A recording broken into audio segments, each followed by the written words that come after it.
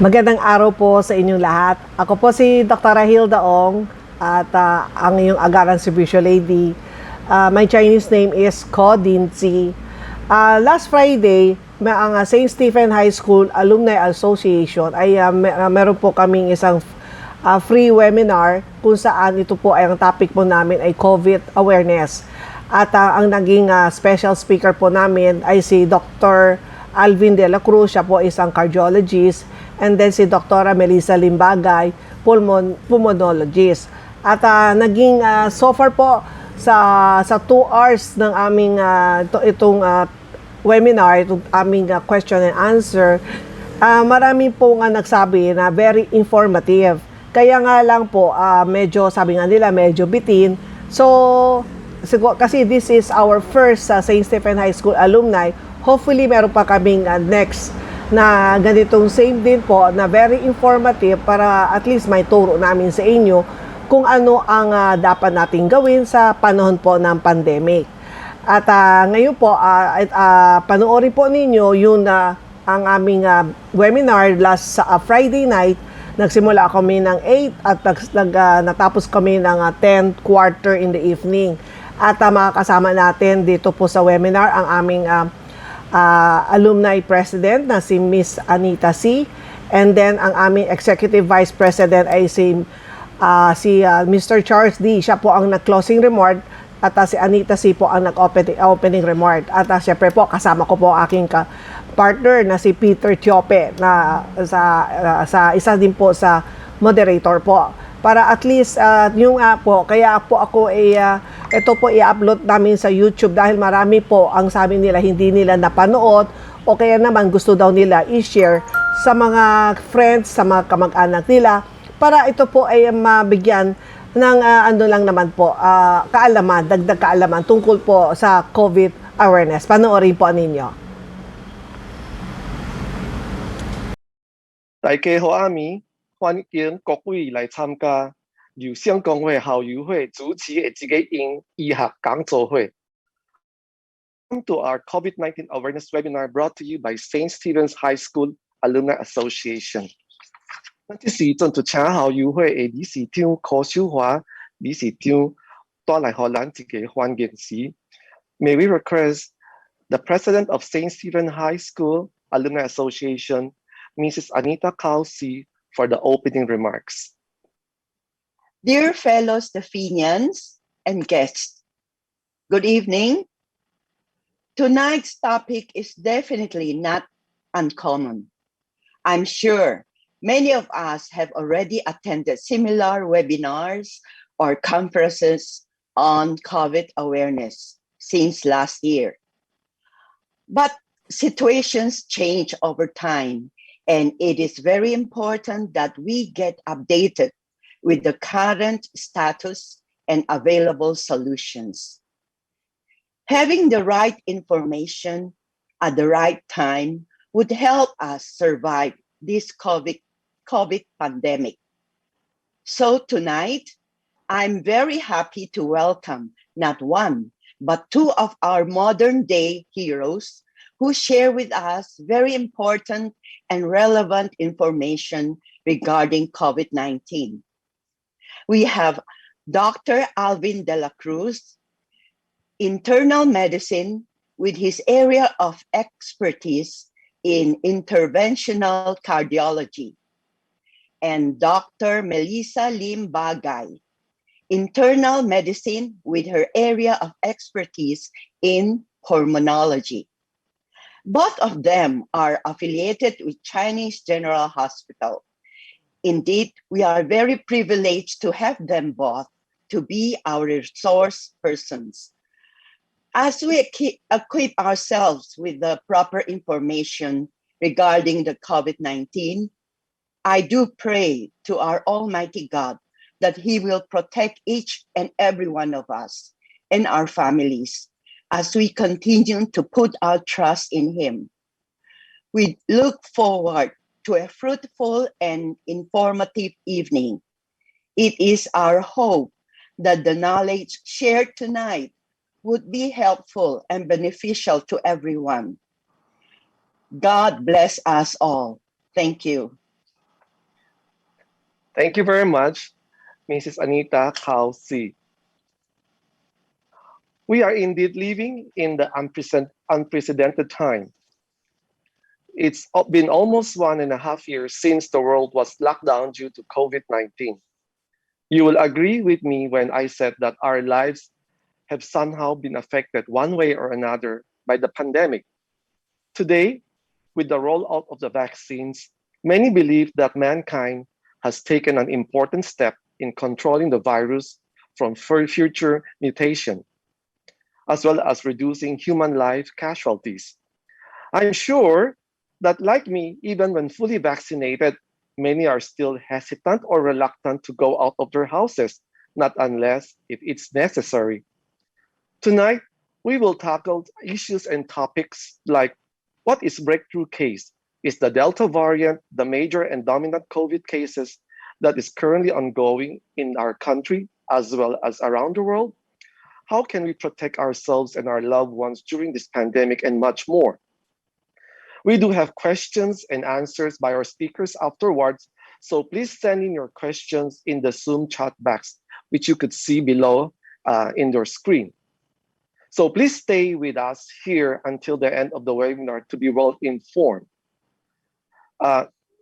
咱较听啊吼，若是咱的医学讲座会结束的时阵呢，咱有一段时间吼，要互咱的观众来问问题。所以你若有啥物要问的问题吼，请恁搁吼将恁的问题吼，该写入咱这个 Zoom 哦，有一个 chat box 搁吼，咱将恁的问题写伫迄搭。较听啊搁吼，咱会该收集出来问题，然后咱会问咱会出来医生搁吼。Well, tonight, the St. Stephen High School Alumni Association is very much honored and privileged to have the two distinguished medical practitioners here in the Philippines to talk about the COVID-19 latest update. Of course, ladies first muna ha. Our first guest speaker is also an alumna of St. Stephen High School. Actually, would you know that she is my seatmate during grade 6? And tonight, I am excited to see her again after long 43 years of waiting. Our first speaker is Dr. Melissa Kaldinbagai. She's a pulmonologist. She has graduated at St. Stephen High School Elementary in 1978 and at Grace Christian High School for her secondary education in 1982. She is currently affiliated with Chinese General Hospital and Medical Center, St. Luke's Medical Center, Quezon City, and Cardinal Santos Medical Center. She took up her medicine at UST, and she is now an internal medicine doctor at the Chinese General Hospital and Medical Center and a pulmonary fellowship at St. Luke's Medical Center. So may we welcome and acknowledge Dr. Melissa Kaldinbagai. Hi, good evening. Hi, Doktora. Hi, Peter. Oo nga eh. Diba?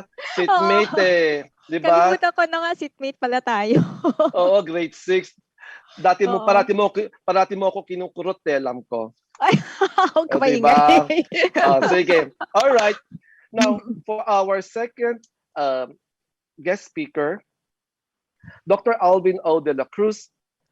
He's finished both elementary and high school at Hope Christian High School. And at the same time, he got his medical course at the University of the East, Ramon Magsaysay Memorial Medical Center.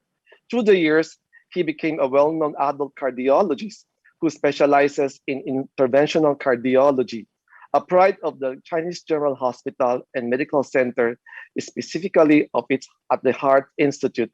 So may we welcome Dr. Alvin De La Cruz. Dr. Alvin, are you there? Yes. Hello. Good evening. Good evening to our listeners. Okay. Good evening, po. Tonight, I will be sharing the virtual stage with my co-host and at the same time, the moderator. She is also a graduate of St. Stephen High School like me. She is an accomplished personality in the field of medical services and also in the public service. In my personal opinion, I believe she can also be our resource speaker too.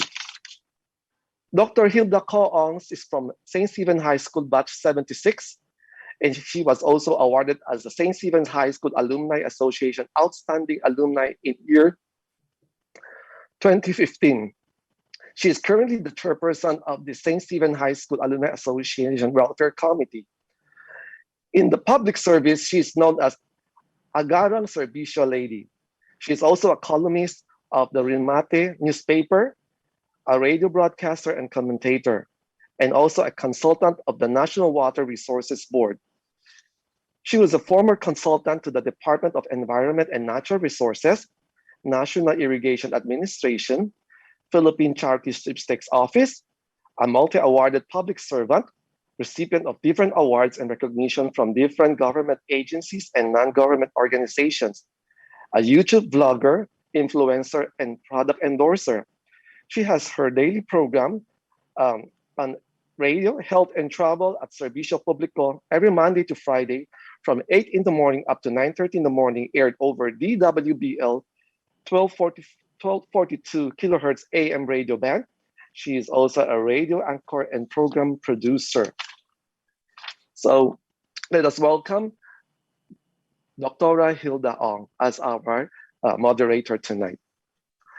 So right now, Dr. Hilda, I'll give the floor to you. You may start our discussion tonight about the COVID-19 latest awareness. Thank you very much. Yes, thank you, partner Peter. So, Dr. Alvin de la Cruz and Dr. By the way, Dr. Melissa Bagay is my first cousin. Isigwa di ko Sabawa.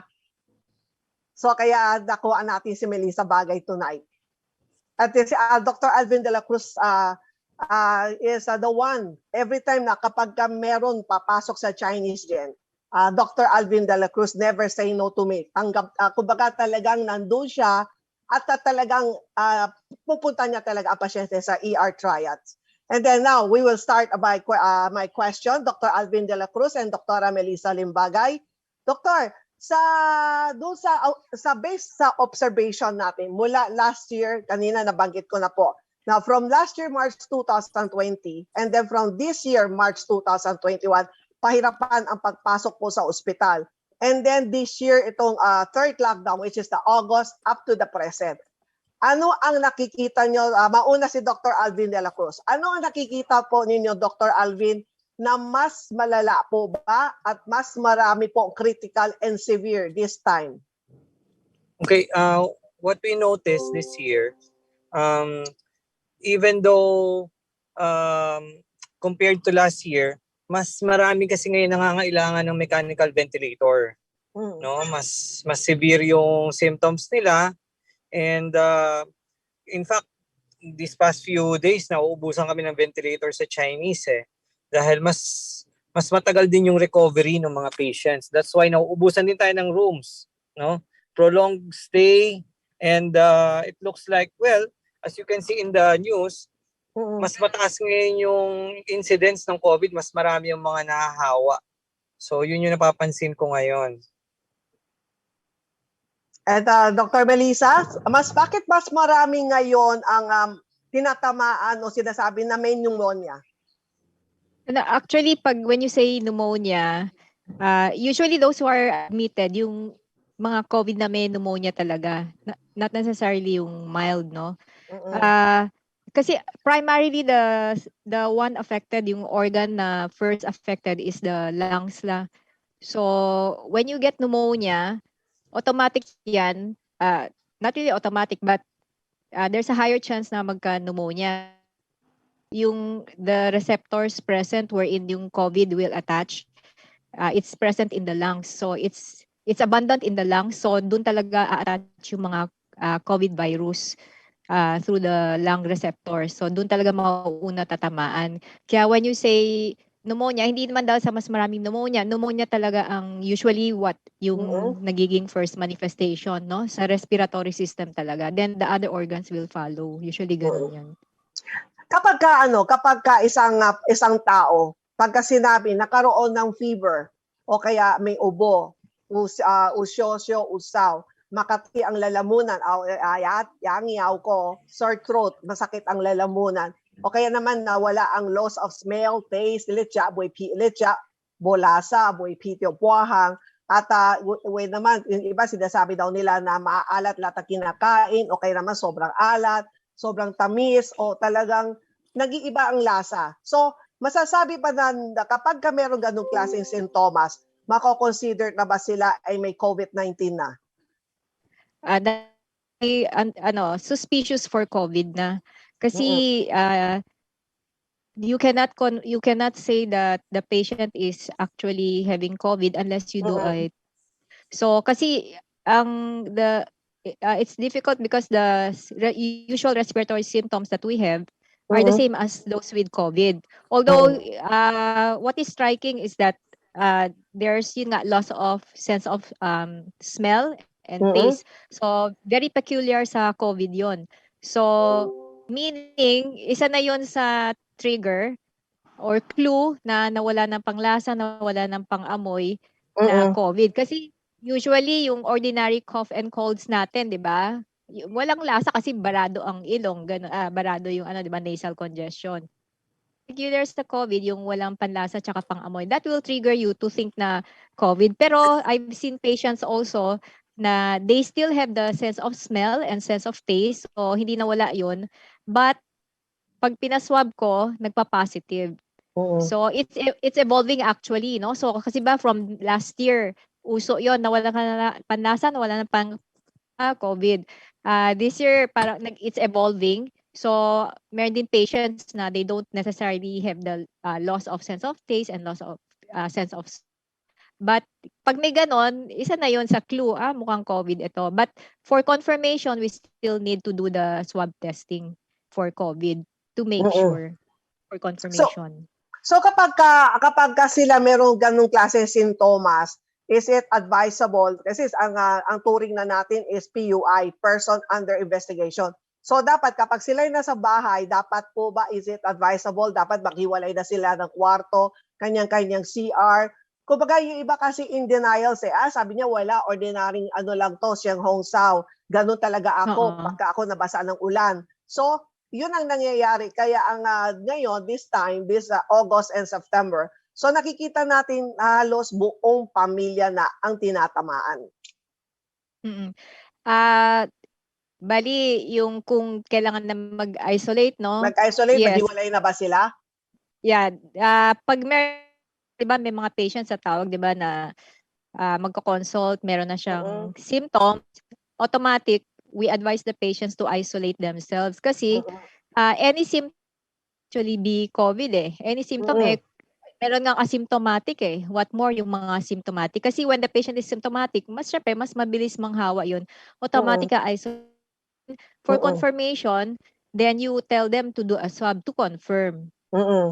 Positive na siya, then the other sa family members, maganda maswab din to find out kung sino sa kanila, maybe the others are asymptomatic, tapos positive pala, nangahawa sila ng other members of the family. So that you can isolate or group together na yung mga nag-positive, and then yung mga negative, hiwalay din para hindi na sila mahawa. Lalo na kung may elderly and may bata sa bahay, or yung mga what we call immunocompromised, yung mahina ang resistance, mas mabilis kasi tamaan. So maganda sana i-isolate agad once the patient develops symptoms and then do the testing na. At Dr. Alvin, so far po, sa nakikita natin sa dinami-dami na pumapasok ngayon sa hospital, masasabi pa talaga natin ngayon talagang mabilis ang hawaan. At masasabi pa natin ngayon sa Chinese Gen, meron na bang nasasabi na ito po ba ay Delta variant o yung Alpha o Beta variant? Okay, talagang mapapansin natin because of the amount, no, yung dami ng mga nahawa ngayon. In fact, dapat yung mga tao mas maingat na ngayon kasi alam na nila na yung COVID, paano siya natatransmit, no? Mas maraming citizens ng Pilipinas, alam na yan. Pero in fact, kung makikita mo, mas marami pa yung nahawa compared last year. So talagang masasabi mo, mas maraming ang nakakahawa ngayon. Pero yung masasabi mong Delta variant, actually, hindi namin nalalaman yun Yung government kasi ang naglalabas ng Delta variant na test sila lang. So, hindi namin nalalaman actually. Kasi yung sa atin, testing lang if it's positive, yung detection of the SARS-CoV. But to know if it's actually Delta, then the specimen should undergo genome sequencing, which Mm-mm. is na yon. So the hospital is not aware if what we are seeing is Delta. But according sa WHO, itong August, based on the report of WHO, Delta variant is now also a predominant variant here in the Philippines as of August. So we can assume, kasi looking at the rate we're going, ang bilis, di ba, sa US, Delta variant na ang predominant. Ang bilis kasi ng kalat. Right now, we're seeing the same thing. The same problem. Mabilis talaga, very highly transmissible. Mabilis mahawa yung mga tao, no? So, see, pamilya talaga yung nagkakasakit. Pag merong nag-positive, mo lahat, majority positive din yung the rest of the family. So, yan ang very highly transmissible, mabilis mahawa yung buong family. So what more, kunyari pati sa iba rin at work, pwede rin yun. So based yun sa WHO, Delta variant is predominant now in the Philippines. Pero yun nga, sa hospital, kaming mga nasa hospital, we don't see the genome sequencing kasi yung government ang nagbabahala doon. At dahil 'di ba kapag sa ngayon, mas marami natatakot magpa-RT-PCR test dahil nga pupuntahan sila ng barangay o kaya naman ila-lockdown dahil ngayon nasa alert level 4 tayo, yung granular lockdown. So ang ginagawa ngayon ay yung antigen test. Sa ngayon pa, hindi pa reported ang mga nagpa-antigen test. So kapag based on my experience sa mga pinapa-antigen ko, so yung mga nag-positive ay talagang totoong positive. Ano masasabi naman ninyo kapag sa antigen ay negative, pwede din po ba na mali yan? Yes. I've experienced that. Yung antigen, accurate naman siya actually, no? So, pag antigen positive, madalas pag in-RT-PCR mo, positive yan. Pero pag negative ang antigen, doesn't mean na negative ka. So, I've seen patients na merong negative test, pero pag ni-swab mo, positive. So, actually, yung yung positivity, parang mas reliable kaysa sa negativity. So, pag negative, huwag ka kampante. Ay, negative test, wala akong COVID. Hindi, not necessarily like that. May negative ang antigen, we have to confirm, kasi confirmation pa rin yung RT-PCR naman talaga. That's what we base. So, pag negative antigen, pag tinaswab, may nakita na gano'n, nag-positive sa yung nga lang susundin ka na. Oo. At kapag meron isa na nag-positive sa antigen test at magkasama sila sa bahay, at lahat po ba dapat sa bahay nila dapat naka-face mask? Kasi kadalasan sanay tayo kapag nasa bahay na tayo, di ba? We don't wear face mask sa bahay at siyempre makasama kapag kumakain. So pagka ganyan, dapat meron isa nag-positive sa antigen, dapat hiwalay na. Tapos lahat sa bahay, kailangan magsusuot ng face mask. Dapat ganun po ba ang tama? Mas maganda kung ganon. Once may nag-positive na sa antigen, syempre i-isolate mo na siya kasi positive na siya. Highly na yan na magpa-positive sa PCR. So dapat ngayon ang problem, kung hindi mo pa na-test yung other members of the family, hindi mo na-test. So possible, isa sa kanila, positive din kasi exposure lalo pa very highly transmissible. So maganda nga, naka-mask sila, lalo na pag hindi mo pa na-check kung among them ang magpa-positive. Kung wala pa yung testing, baka one of them positive pala, tapos hindi nakamask, kawawa, mabilis din mga hawa yan. At Dr. Alvin, for sure kasi ito, karamihan, kapag ngayon yan ang practice, kapag meron isa o sa mga empleyado na nag-positive sa antigen, ang unang-una ibinibigay, Lianhua at ivermectin. So, tama po ba? So far, nakikita naman na ng mga employer sa ipagbibigay na ivermectin, Lianhua, and then 2 weeks quarantine sa kanilang bahay, yung iba gumagaling. What if yung iba naman, ang sabi nila, nag-LBM, nalausay, yung iba naman, lalo na may sakit sa puso, yung parang may tumawag sa akin naka 10 days na siya sa Lianhua, nag-stop na siya, pero after ng 10 days, pinapawisan na siya ng husto. Ito po ba ang pagtitake ng Lianhua kapag may high blood, delikado din po sa kanila? Okay, pwedeng delikado. Tsaka actually yung pagtatae kasi, alam mo naman yun na yung side effect talaga ng Lianhua. Pero as of now kasi, yung Lianhua sa Philippines, hindi siya approved for COVID. It's approved just for a supplement for lung symptoms. Oo, yun yung approval niya. So, sa ngayon, hindi pa namin recommended. Now, yung kung gumagaling o hindi, kasi kung mild ka, most of the persons nagre-recover kung mild even without treatment, no? Unless magkaroon ka ng mga secondary infection, no? Kasi kung may COVID ka, syempre hihina immune system mo, pwede kang magkaroon ng mga bacterial infection na secondary. So, yun yung mga complications. Pero actually, kung yung mga gumagaling, pwede ka talagang gumaling kay naglianuha ka o hindi. We do not know kasi wala namang large-scale study. Ngayon yung ivermectin kasi, ganun din sa Philippines, hindi pa siya approved for talagang hindi approved for ng FDA for COVID. Usually mga pang lang talaga sila, mga pang animals, no? Wala ring large-scale study. Even in the US kasi, yung FDA sa US hindi rin siya inapprove for for COVID.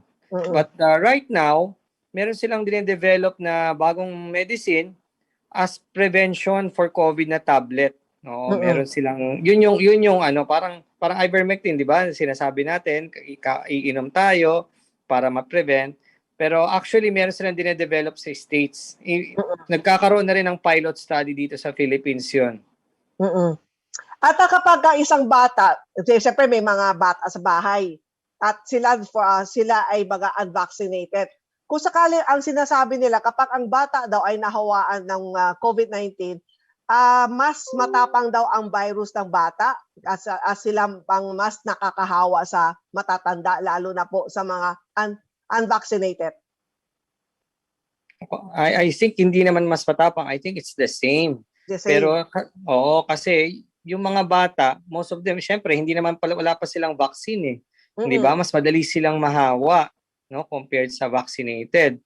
Number two, siguro, napapansin lang nila na mas nahahawa sila sa bata. Kasi yung bata, most of them asymptomatic Oo, kasi bata nga, hindi kagaya ng mga may comorbids, may hika ka, magkaka-symptoms ka. Pero kung bata, most of them wala. So, hindi nila alam na na-transmit na pala. Oo, so, even on adults, pag wala kang vaccine, mas madali kang mahawa. So it's the same for kids. At sa mga pasyente naman, sa mga pasyente na talagang ayaw magpabakuna o hindi pa nagpabakuna at sila ay tinamaan ng COVID-19 at syempre naging mas maswerte na sila ay nakapag-recover na. Dr. Alvin, Dr. Melissa, totoo po ba once na kapag lumabas na sila sa ospital, nakapag-recover na sila, meron na silang antibody na kumbaga kayang-kaya na raw labanan ang COVID. So, ang reasoning ulit nila, hindi na nila kailangan magpa-vaccine dahil meron na raw sila antibody. So, ano ang comment po ninyo dito? Meron na ngayon recommendation from the CDC, Centers for Disease Control. Even if you got infected and recovered, recommendation ngayon is to get vaccinated, no? So, kunyari, natapos na, di ba, the others na di-discharge ng mas maaga, di ba, meron 14 days, natapos na pala yung quarantine in the hospital. So, fully recovered na. Paglabas ng hospital, yung mga yung nag-complete na ng quarantine, even if they got the disease, pwede na mag-vaccinate agad as long as wala ng symptoms nung pag-uwi. Kasi yung iba, tapos na yung quarantine, pero may symptom pa, ubo-ubo, hindi muna. Pag wala ng symptom, pwede na agad mag-vaccinate. So, hindi na natin hinihintay before kasi yung recommendation is meron ka ng antibodies, then you wait 3 months, tsaka ka mag-vaccinate kasi you have antibodies. Hindi na ganun ngayon. So, maski kaka-COVID mo lang, pag na-discharge ka na, natapos mo na yung quarantine, walang symptoms, the recommendation now is to get vaccinated na. Pero hindi ba kailangan hintayin muna mag-negative ang kanyang swab test? Hindi na kasi fina-follow yung yung swab test. Hindi na bine-base na swab test. Even kasi 'di ba maski naman tayo kung magva-vaccinate, hindi naman na tayo nagpapa-swab test before vaccination.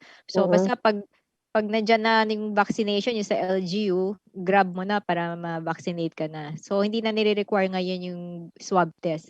Basta pag natapos na yung 14 days mo, Or kunyari yung mga severe, kasi yung severe mas mahaba ang quarantine, can reach up to 3 weeks. Yung mga mild to moderate hanggang usually hanggang 14 days lang yung quarantine, then considered recovered na. So yung mga mild to moderate, pag okay na sila, then pwedeng vaccine na agad basta wala ng symptom, no? Or yung iba after 3 days after, ganon. Pero pa yung mga severe kasi mas matagal ang quarantine, umaabot ng 3 weeks, ng 20. So after period, pwede na. Wala nang hintay-hintay pa ng swab test ulit. Pero ang nangyayari kasi sa Chinese Gen, at meron na din ako nakilala ng mga pasyente na parang pinadischarge na natin kasi so far okay naman siya. Pero ang kanyang swab test ay still, RT-PCR niya ay still positive. So, pwede na rin sila magpa-swab na, magpa-vaccine na. Pwede naman. Kasi in the first place, hindi naman talaga required na magpa-swab test. Even discharge natin, hindi na required na dapat negative bago ma-discharge. So, kung na-admit yung patient and then ready for discharge na, no? Kunyari. So, we just based on the number of days na lang na from nag-positive siya. So, kunyari lang may patient na after 7 days gumaling agad, no? So, is pang kulang para ma-complete yung 2 weeks of quarantine. Then, another tama ba, 40? Oh, another 7 days ulit sa bahay. Then, basta pag wala ng symptom, then vaccinate na. So, kaya hindi na natin talaga nire-require. Before kasi, syempre, we're still learning about the disease, no? So, now, after discharge yung patient, then, pwede na siya mag-vaccinate and no need to don't require swabbing again prior to discharge. Kasi sometimes yung check na lang ng swabbing, hindi na siya live virus. Yan na yung mga remnant, yung mga patay na virus na lang yung nade-detect. So kung hintayin pa natin na mag-negative to, baka may iba kasi 3 months bago nagne-negative eh. So kawawa naman. Pero yan pala, dead virus na pala yun, hindi siya live virus. So kahit na sila ay positive pa doon sa kanilang RT-PCR, pag umuwi sila sa bahay, hindi na to nakakahawa sa member of the family. Oo, basta natapos na yung 14 days. Yung quarantine. Pero yung nga, sa severe, umabot ng 3 weeks yun, up to 21 days. So, hindi 14 days. At Dr. Alvin, kasi ito nakita natin to, 'di ba? Ang pasyente, 'di ba, nagpa-teleconsult sa iyo. So nung time nung kinakausap mo sa teleconsult, mukhang okay naman siya. At that time, 'di ba, wala siyang ubo. Isang halimbawa kay Marjorie. 'Di ba, yung pamilya ni Marjorie. So far, 'di ba, ang unang tingin mo, Dr. Alvin, yung ang asawa ni Dr. Alvin medyo dapat tutukan. Pero bakit nung time nung pina-chest x-ray natin, tayo nagulat na mas may nakita tayo kay Marjorie. So bakit ganun, Dr. Alvin? Kasi yung COVID still unpredictable. May mga patients na konti lang yung makikita mo sa x-ray pero malala sila. Hirap huminga. May mga patients naman, marami kang makikita sa x-ray pero hindi sila hirap huminga. Pero actually, pag chinek mo yung oxygen nila, mababa. Oo, may mga ganon. Kasi may mga iba-iba yung presentations nung COVID. In fact, ang dami naming nakitang presentation. Meron akong may mga patients, even nung umpisa yung COVID, ang presentation na stroke. Meron naman heart attack. Ang pinaka-recent ko nakakaiba, ang presentation niya nabulag. So may mga ganon. Ay, grabe, may nabulag din. Yun ang unang presentation niya, nabubulag siya. Oo. So kapag, Dr. Alvin, kapag sila may mga sintomas, may fever, may ubo, sipon, eto po ba, ina-advise na ba na mag-take kaagad ng antibiotic? Okay, not necessarily. Ang kailangan mo nang malaman, syempre, kung nagsasuspect ka ng secondary bacterial infection, doon ka mag-start ng antibiotic. Tsaka syempre, pagka suspect ka ng COVID, testing ka muna. Tapos magpapagawa ng mga blood test to see kung elevated yung mga markers mo, no, para ma-predict mo kung magiging severe siya o hindi. That's why we have to take, kung positive ka sa COVID, we have and you have symptoms, we have to take the test para malaman kung magiging severe ka, and early on maagapan. Magamot ka kaagad. At pag-usapan naman natin, Dr. Alvin, itong pulse oximeter. So itong pulse oximeter na to, sa ngayon, ito ay isang mandatory na dapat meron sa bahay. So, sa mga in denials o meron ng simptomas at ayaw, kumbaga, dinidelay. So, ano po ba dapat ang nag-a-appear sa kanilang oximeter? Ano ba oxygen level nila? Para malaman nila na, ikaw, kailangan mo na mapakonsulta, ito kumbaga pwede pa sila mag-home home care o dapat sa ospital na sila. Ano bang mga range do sa pulse oximeter para may guide po sila? Well, ang normal value na nakikita kasi dyan usually sa mga normal persons, 97 and above eh. Pero as we grow old, nag-iiba. Kung may iba tayong sakit, for example, meron tayong COPD, may asthma, may nag-iiba rin yung result ng normal mo. Pero technically, usually, dapat at least 95% and above ka. Pag bumaba ka, ibig sabihin meron ka ng problem sa lungs. Pero I think, kung yan ang pag-usapan, mas masasagot siya ni doktora. Oo, pang lungs. Oo. So, I'll add to that, no? So, yung pulse oximeter, it's not a perfect equipment, no, or tool, but it's a very good tool for us, no? Kasi before the advent ng pulse oximeter, tusok tayo ng tusok sa pasyente. So, kung extract tayo ng extract, masakit pa yan, malalim, no? Yung that's what we call. Yung sa dugo mismo, kung kinuha mo yung blood specimen for the oxygenation, yun ang accurate kasi diretso kinuha mo yun sa ano. Yung sa pulse oximeter, it detects the pulse kaya 'di ba sa finger lang siya eh. And then dinidetect niya yung oxygen content dun sa base sa pulse, no? So may din talaga yan. So usually it's plus minus 4. So parang medyo alanganan tayo pag 90. Kunyari 94 and above, pwede pa. Kasi kung i-plus 4 mo yung 94, nasa 98, adi okay pa. Pero kung nagfo-fall pala siya sa minus 4, so 90 siya. So kasi, well, sa medical na yung sa oxygen sa blood natin, sa 90, okay na yan. Kasi mas marami ka pang ibigay na oxygen, basta nasa 90%, ano na yan, wala ka nang madadagdag pa dyan, no? So, 90 and above. Pero kasi ang pulse oximeter, yun nga, meron pa yan range, no? Plus, minus, or kunyari, 90 na yung reading mo sa oximeter, 90. Kung nasa plus 4, okay ka, 94. Kaso, kung nasa 4 ka, di lalabas 86 na lang. Admit na. So, maganda kung sakali yung cut-off, gusto mo talaga, kung itakbo mo na sa hospital, less than 94. Oo, pag less than 94, kunyari 93, kung i-minus 4 mo yun, di nasa 89 na yun. Kailangan na sa hospital na talaga. Tatakbo na. Advise mo na, go to the hospital.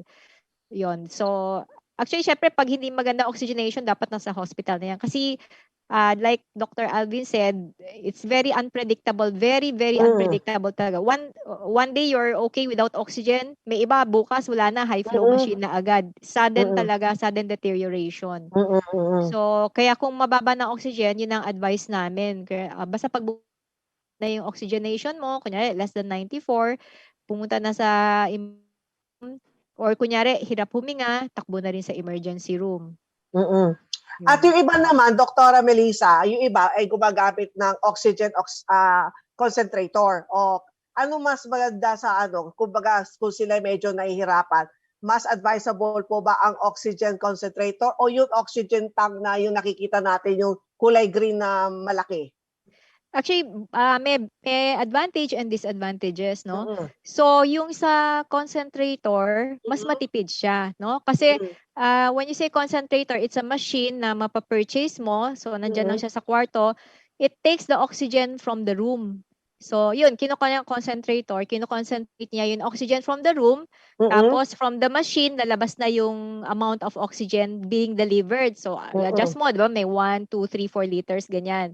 So, ang disadvantage niya is, hindi siya accurate, no? So, maski nasabihin mo na sa 3 liters, pwedeng minus pa yan, -1, -2, ganon. Hindi siya accurate. Unlike yung sa oxygen tank, accurate siya. Pag sabi mo 1 liter naman talaga yung deliver niya.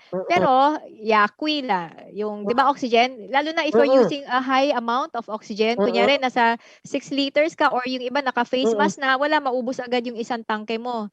So, dapat marami kang tangke sa bahay. So, mahal siya. Yun. So, usually, gusto lang natin yung oxygen concentrator pag yung mababa lang yung, yung yung need ng patient, yung mga Mm-mm. nasa low oxygen requirement. Mm-mm. Kasi meron din limit maximum yung oxygen concentrator. Unlike yung oxygen, pwede mo pa i-increase na maximum na 15 liters, no? Sa oxygen Mm-mm. concentrator hindi ganoon. Mas mura siya. So siguro tsaka hindi accurate yun lang ang disadvantage, no? Advantage mas mura siya kasi kinukuha lang niya yung air from the room, yung Mm-mm. oxygen kino-concentrate niya. So Yun. bagay lang siya sa mga ano pa lang, yung nagsisimula pa lang. Oo, yung mga low O2 requirement. Yun Mm-mm. ang isang option kasi lalo pa ngayon, we are all aware na punuan talaga ang hospital. Wala ka talaga makuha, no? Kaya yun, there are hospitals that offer yung home care. So, Mm-mm. yun, kung mababa pa naman ang requirement ng oxygen, para ma-tide over lang muna, ma-tide over. Kunyari, habang naghihintay, di ba, kung for admission na yung patient, wala talagang kwartong makuha. So, pumila ka na kunyari, sa isang hospital, nagpa-line up ka na, kunyari, number 40 plus ka pa, at least may ginagawa na sa'yo sa bahay, naka-oxygen na. So, Mm-mm. you're doing something na to treat. And then, you avail of their home care services kasi meron naman pupunta sa bahay to inject the needed medication. So, Mm-mm. yun ang advantage doon. So, yun, siguro yung mga lower requiring ng oxygen. Pero yung mga matataas na talaga, syempre, takbo na sa hospital. Kasi in an instant, pwedeng ma-intubate agad yan eh. O yung high flow machine na tinatawag, Mm-mm. yung talagang ano na yon, yung mas high-tech na yon, high flow machine na yon. Kasi ang next step noon, pag hindi nakuha sa high flow machine, intubate na talaga agad. So, dapat nasa Mm-mm. hospital setting na yon. Pag mga lower Mm-mm. requirement lang. Pero, again, kailangan pa rin talaga nasa hospital ng patient. Short of hindi ma-admit, that's what you use. Yun na muna. Mm-mm. At ang regarding naman sa Redensivir, kapag isang pasyente ay napasok na sa ospital, kumbaga kailan ninyo binibigay ang Redensivir? Ano bang kumbaga dapat nasa mild ba sila o nasa moderate kaya binibigay na ninyo ang Redensivir? Remdesivir is for usually sa severe, no? Moderate Mm-mm. siya. Oo, yun ang Mm-mm. binibigyan ng remdesivir. Yun yung talagang approved for COVID. It's Mm-mm. nasa guidelines na yan ng mga doctors, yung mga infectious disease na yun na talaga yung approved for. That's the only drug that's approved for as anti-COVID. So kapag sinabi ninyo sa pasyente na syempre pipirma sila ng waiver na based sa inyong evaluation na dapat sila kumbaga pumirma na sila at para maibigay ang Redensivir. What if ayaw nila? Ano po ba ang mangyayari? Usually we usually treat them with antibiotics din naman, no? Kasi when you look at the X-ray, the X-ray will not tell you if it's viral or bacterial eh. Mm-mm. Though mostly ang COVID kasi, syempre virus ang COVID eh. So Mm-mm. kung majority naman supposed to be COVID lang yan. So give the Mm-mm. anti-COVID. Pero hindi mo ma-differentiate yung bacterial pneumonia sa viral kasi pareho ang itsura talaga nila. So binibigyan na rin talaga ng antibiotics yung mga patient. Ngayon pag hindi nabigyan ng remdesivir, ah hindi mo actually natitreat yung COVID. So, Mm-mm. parang wala. Then, aasa na lang kung hindi kayo ng consent, di mo rin naman pwede ibigay. So, wala kang Mm-mm. choice. So, just we treat na lang using the antibiotics and then tingnan na lang kung sortehin na, kung gumanda naman siya, di okay. Yeah. Aside from that, nagbibigay din kami ng mga steroids just to Mm-mm. para mabawasan din yung inflammation. Mm-mm. Yun yung mga iba pang options. So, ang tanong ang tanong ng mga pasyente, kailan ito po ba, pagbibigay po ba ay either 5 or 10 o hindi naman? And usually, minimum is 5 days. Mm-mm. Maximum of 10 days. So, it's a Mm-mm. case-to-case basis depending on the patient's condition. So, Mm-mm. usually, syempre, yung mga hindi naman grabe, in 5 days, okay na Mm-mm. sila. So, then 5 days lang naman. So, yung Mm. others, lalo na yung mga grabe, mga severe na, yung nagiging critical na, then ine-extend na to 10 days. So, yung iba kasi after 5 days, okay naman sila. Yung oxygenation na bababa, you see na nagre-respond na yung patient. Nagiging 5 days lang. Ngayon, pag nakita namin na hindi na talaga case-to-case basis nga, no? So, kung mas grabe sila, mas nag-extend to 10 days. At yun na, at ang isa na mas mostly kinatatakutan, kapag ka sinabi ninyo na yung pasyente kailangan nila na magpa-hemoperfusion, so si Sueyo at Siko, so kailan ninyo, paano pag-evaluate ninyo na yung isang pasyente ay kailangan na nila magpa-hemoperfusion at kadalasan how many times? Usually yung mga grabe na, no? So, kasi 'di ba syempre pagpasok ng patient, we start na yung remdesivir, yun nga yung steroids, and yung others pa yung mga anti-inflammatory. Pag nakita namin na hindi nagre-respond and then mas lumalala na, makikita mo rin yung X-ray pumapangit. So tapos hirap na yung ano. Then ina-advise na mag-hemoperfusion yung Sueyotsi nga lang. And usually yung patients, they undergo hemoperfusion at least 3 to 4 times, mga ganon. Yeah, 3 to 4 times. aside from that, tinitingnan din namin yung mga blood test nila. Kasi yung hemoperfusion, ang concept niya is lilinisin yung blood, tatanggalin niya yung mga inflammatory mediators. So, titingnan namin sa blood, kung mataas yung inflammatory markers niya, mas decided kami na gawin yung hemoperfusion para matanggal yung mga inflammatory mediators para mabawasan yung pamamaga ng lungs. So isa yon, tinitingnan din namin yung blood.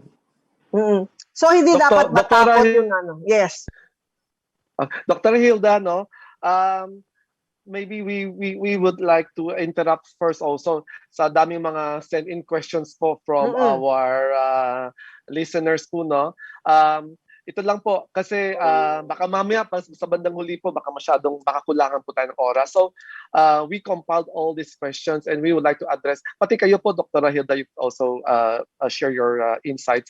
This would be addressed to all our 3 doctors right now. May mga questions po dito na sa ngayon po, no? Is number 1 is, what are the long-term effects of COVID from someone who has this virus? Parang for example, no, kunyari isang tao nagka-COVID siya, tapos gumaling siya, pero syempre parang meron pang mga side effects na naiiwan po sa katawan po nila. So parang they want to know, ano ba yung long-term side effects po kung may isang tao po ay nagkaroon ng COVID? So that's what we call yung long COVID, no, symptoms or post-COVID symptoms. So even after discharge, no, it will last kumisan months pa nga, no, up to 3 months, 6 months to 9 months. Lalo na it occurs in yung mga critically ill patients kasi yung mga na-intubate yan, so severe yung symptoms nila and yung damage to the lungs. So even after discharge, meron pa rin silang difficulty of breathing or shortness of breath, yung tiredness or fatigue, yung mabilis mapagod, o kaya yun nga, so pag nag-exert sila ng effort, na nagkaka-symptoms sila, yung makaisip, difficulty thinking or concentrating, yun sometimes tawag nila brain fog. Yung iba naman, matagal pa yung mawala yung ubo, no? Tapos iba, masakit ang ulo. O kaya may mga joint and muscle pains, may mga ganon. Yung iba hindi makatulog, yung ganon. Pero Doktora Melissa, mawawala ba to? Yung mga side effects? Kung mawawala, sometimes kasi iba, pwede naman mawala. Hindi naman siya for life, ha? Hindi siya for hindi life.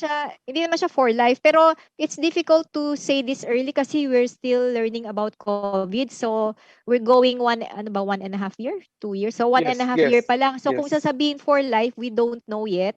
Kasi 2 years pa lang eh. So kung yung for life, it will take how many?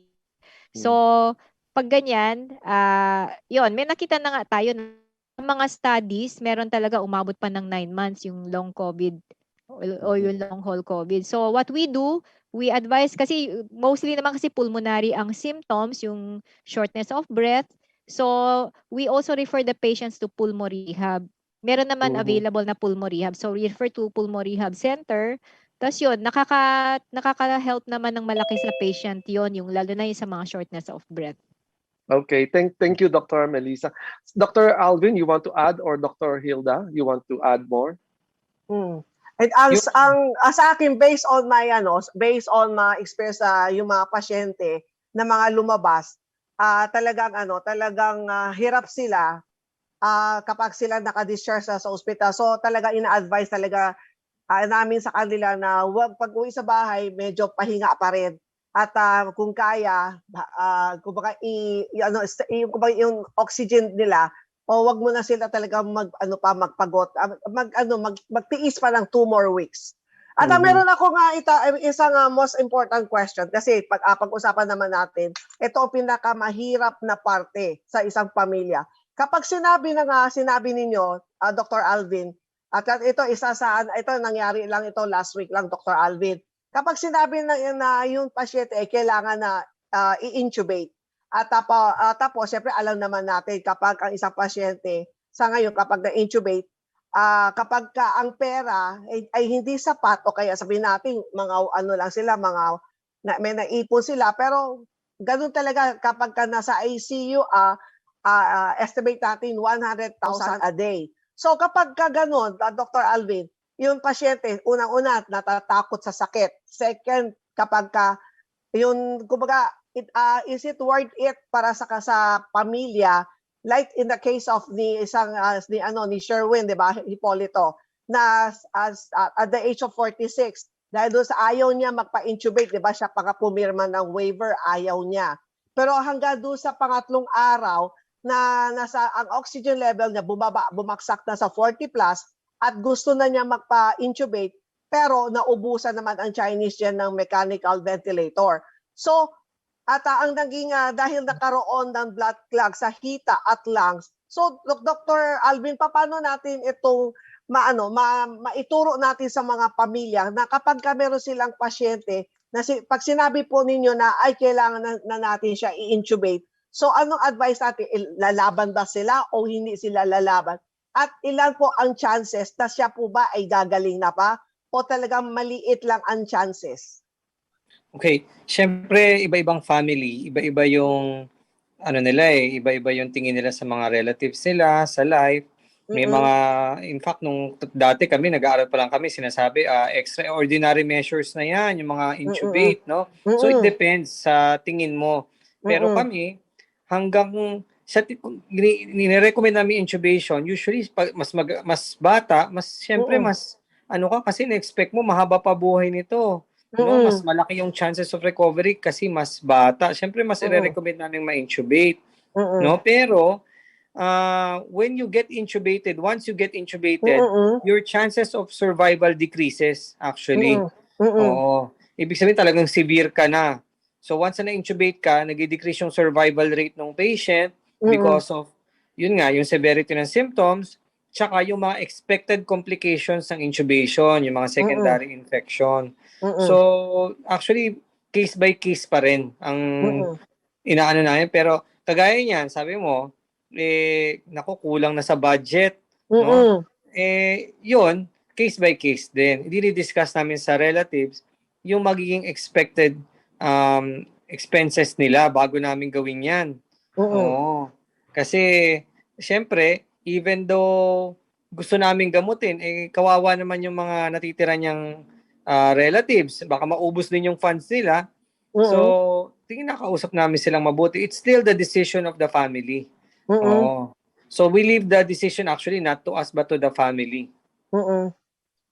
At my next question, pwede po ba meron akong yung regarding po doon sa packages na mula po sa PhilHealth, pwede ipakita. So ang PhilHealth, meron po siyang 4 na packages na pneumonia. So Dr. Melissa, so kapag mild pneumonia, pwede sila pwede 43,997 ang deduction sa hospital bill niya. Kapag moderate pneumonia, 143,267. And then kapag severe pneumonia is 333,519 at critical pneumonia is 786,384. So, Dr. Melissa, yung pag-a-apply ba ng sabihin natin kapag itong severe pneumonia, dapat po ba intubated ba sila? O hindi na, yung paano ang pag-classify mo sa cases po ng pneumonia ng pasyente? Yung pneumonia kasi, iba kasi yung classification ng sa society, yung sa infectious, compare sa PhilHealth. So, sa society ng infectious disease, the one that we usually follow yung guidelines, no? So, basta oxygen requiring, severe na, no? Regardless na kung, so, oxygen requiring, severe na talaga. Pero pag gagayahin mo yung sa PhilHealth, which is syempre yung PhilHealth, silang masusunod eh. Kasi sila magbibigay ng package eh. Hindi pa severe yung oxygen requiring. So, nasa moderate pa yan. Tapos, meron pa ngang iba na naka-intubate, hindi pa rin nga critical ang critical pneumonia. So, sa PhilHealth, parang sa kanila, fusion tsaka lang considered na na critical para yung mas package. So, iba kasi classification ng PhilHealth compared sa yung sa medical doctor na classification. So, pero kasi wala man tayong choice, we have to follow kung ano yung sa PhilHealth. Ones who will give out the packages eh. So, ayun, sa PhilHealth, kunyari, naka-oxygen ka, under moderate lang yan. Unlike kung if you will look at the Infectious Disease Society, basta naka-oxygen, severe na siya. Pero sa PhilHealth, mas moderate lang siya. So, iba yung classification ng severe and moderate and critical sa PhilHealth.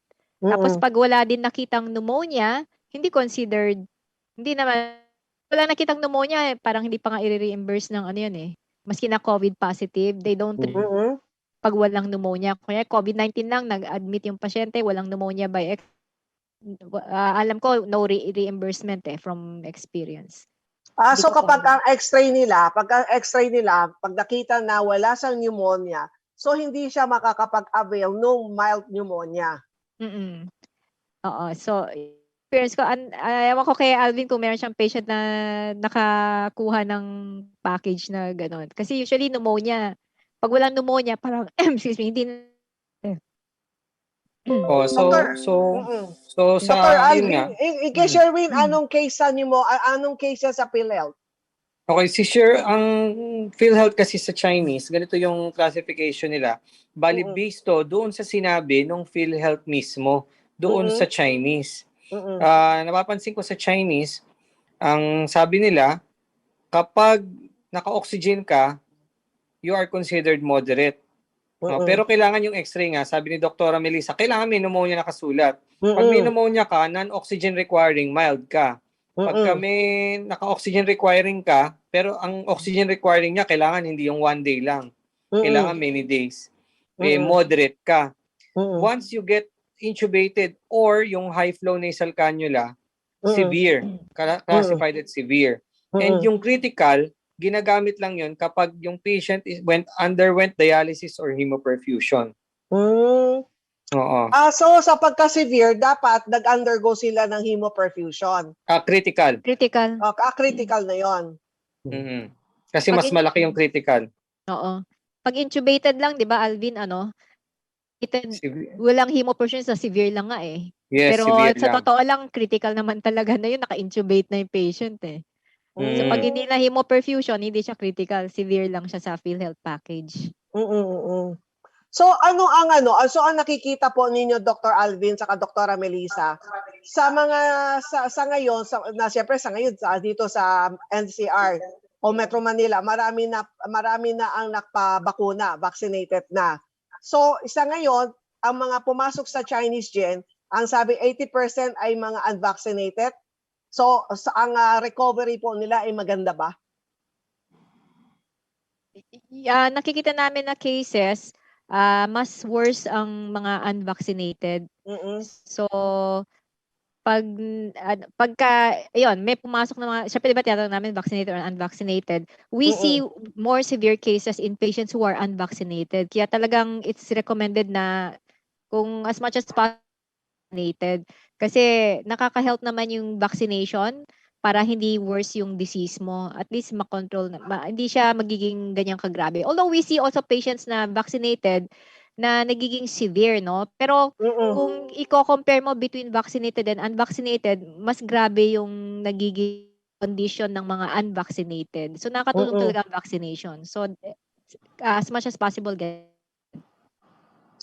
Dr. Alvin, so far yung mga vaccinated, marami pa rin ba ang nakakaroon ng cardiac arrest? Okay.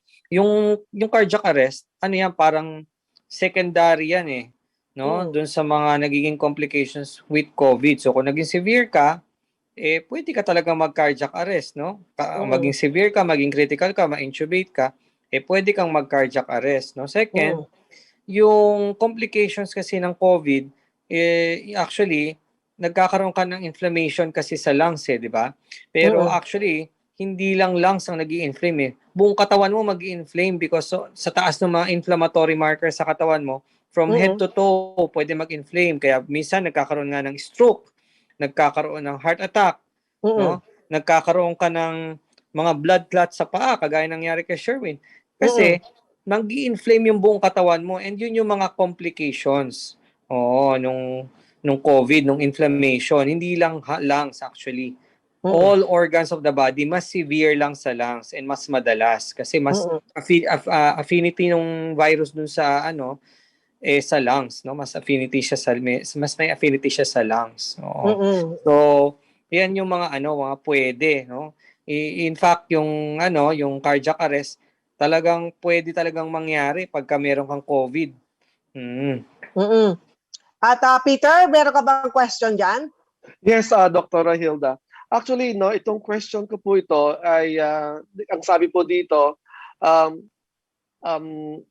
paano daw siya mag-manage sa bahay po nila, how to manage a household with mixed members of vaccinated and unvaccinated. No? For example, ang sinasabi po yata dito sa isang pamilya, may mga tao na vaccinated na at may iba pa siyang hindi vaccinated. For example daw, sabi niya, yung katulong po daw niya, kasambahay po nila hindi nakakapag-vaccine because of a severe allergy. So, and then also, sabi niya, the other members of the family are also working from home in the same household. So, ang question po dito, is it safe to share a common workroom with the aircon among the members of the household for the whole day in a this type of pandemic? Parang sinasabi po dito, imagine po sa isang bahay, meron kang mga vaccine at unvaccinated, pwede ba sila magsama na naka-open yung aircon and all these other things ko? Pwede naman sila magsama kasi hindi mo naman, well, syempre they live in the same house. Tapos, it's just question of yung immunity na ng patient, no? Tsaka yung care, if the other people who go out of the house, if they are careful, kung if they practice yung apat dapat, no? Yung wearing of mask, wearing of face shields, washing your hands, yung sa labas, no?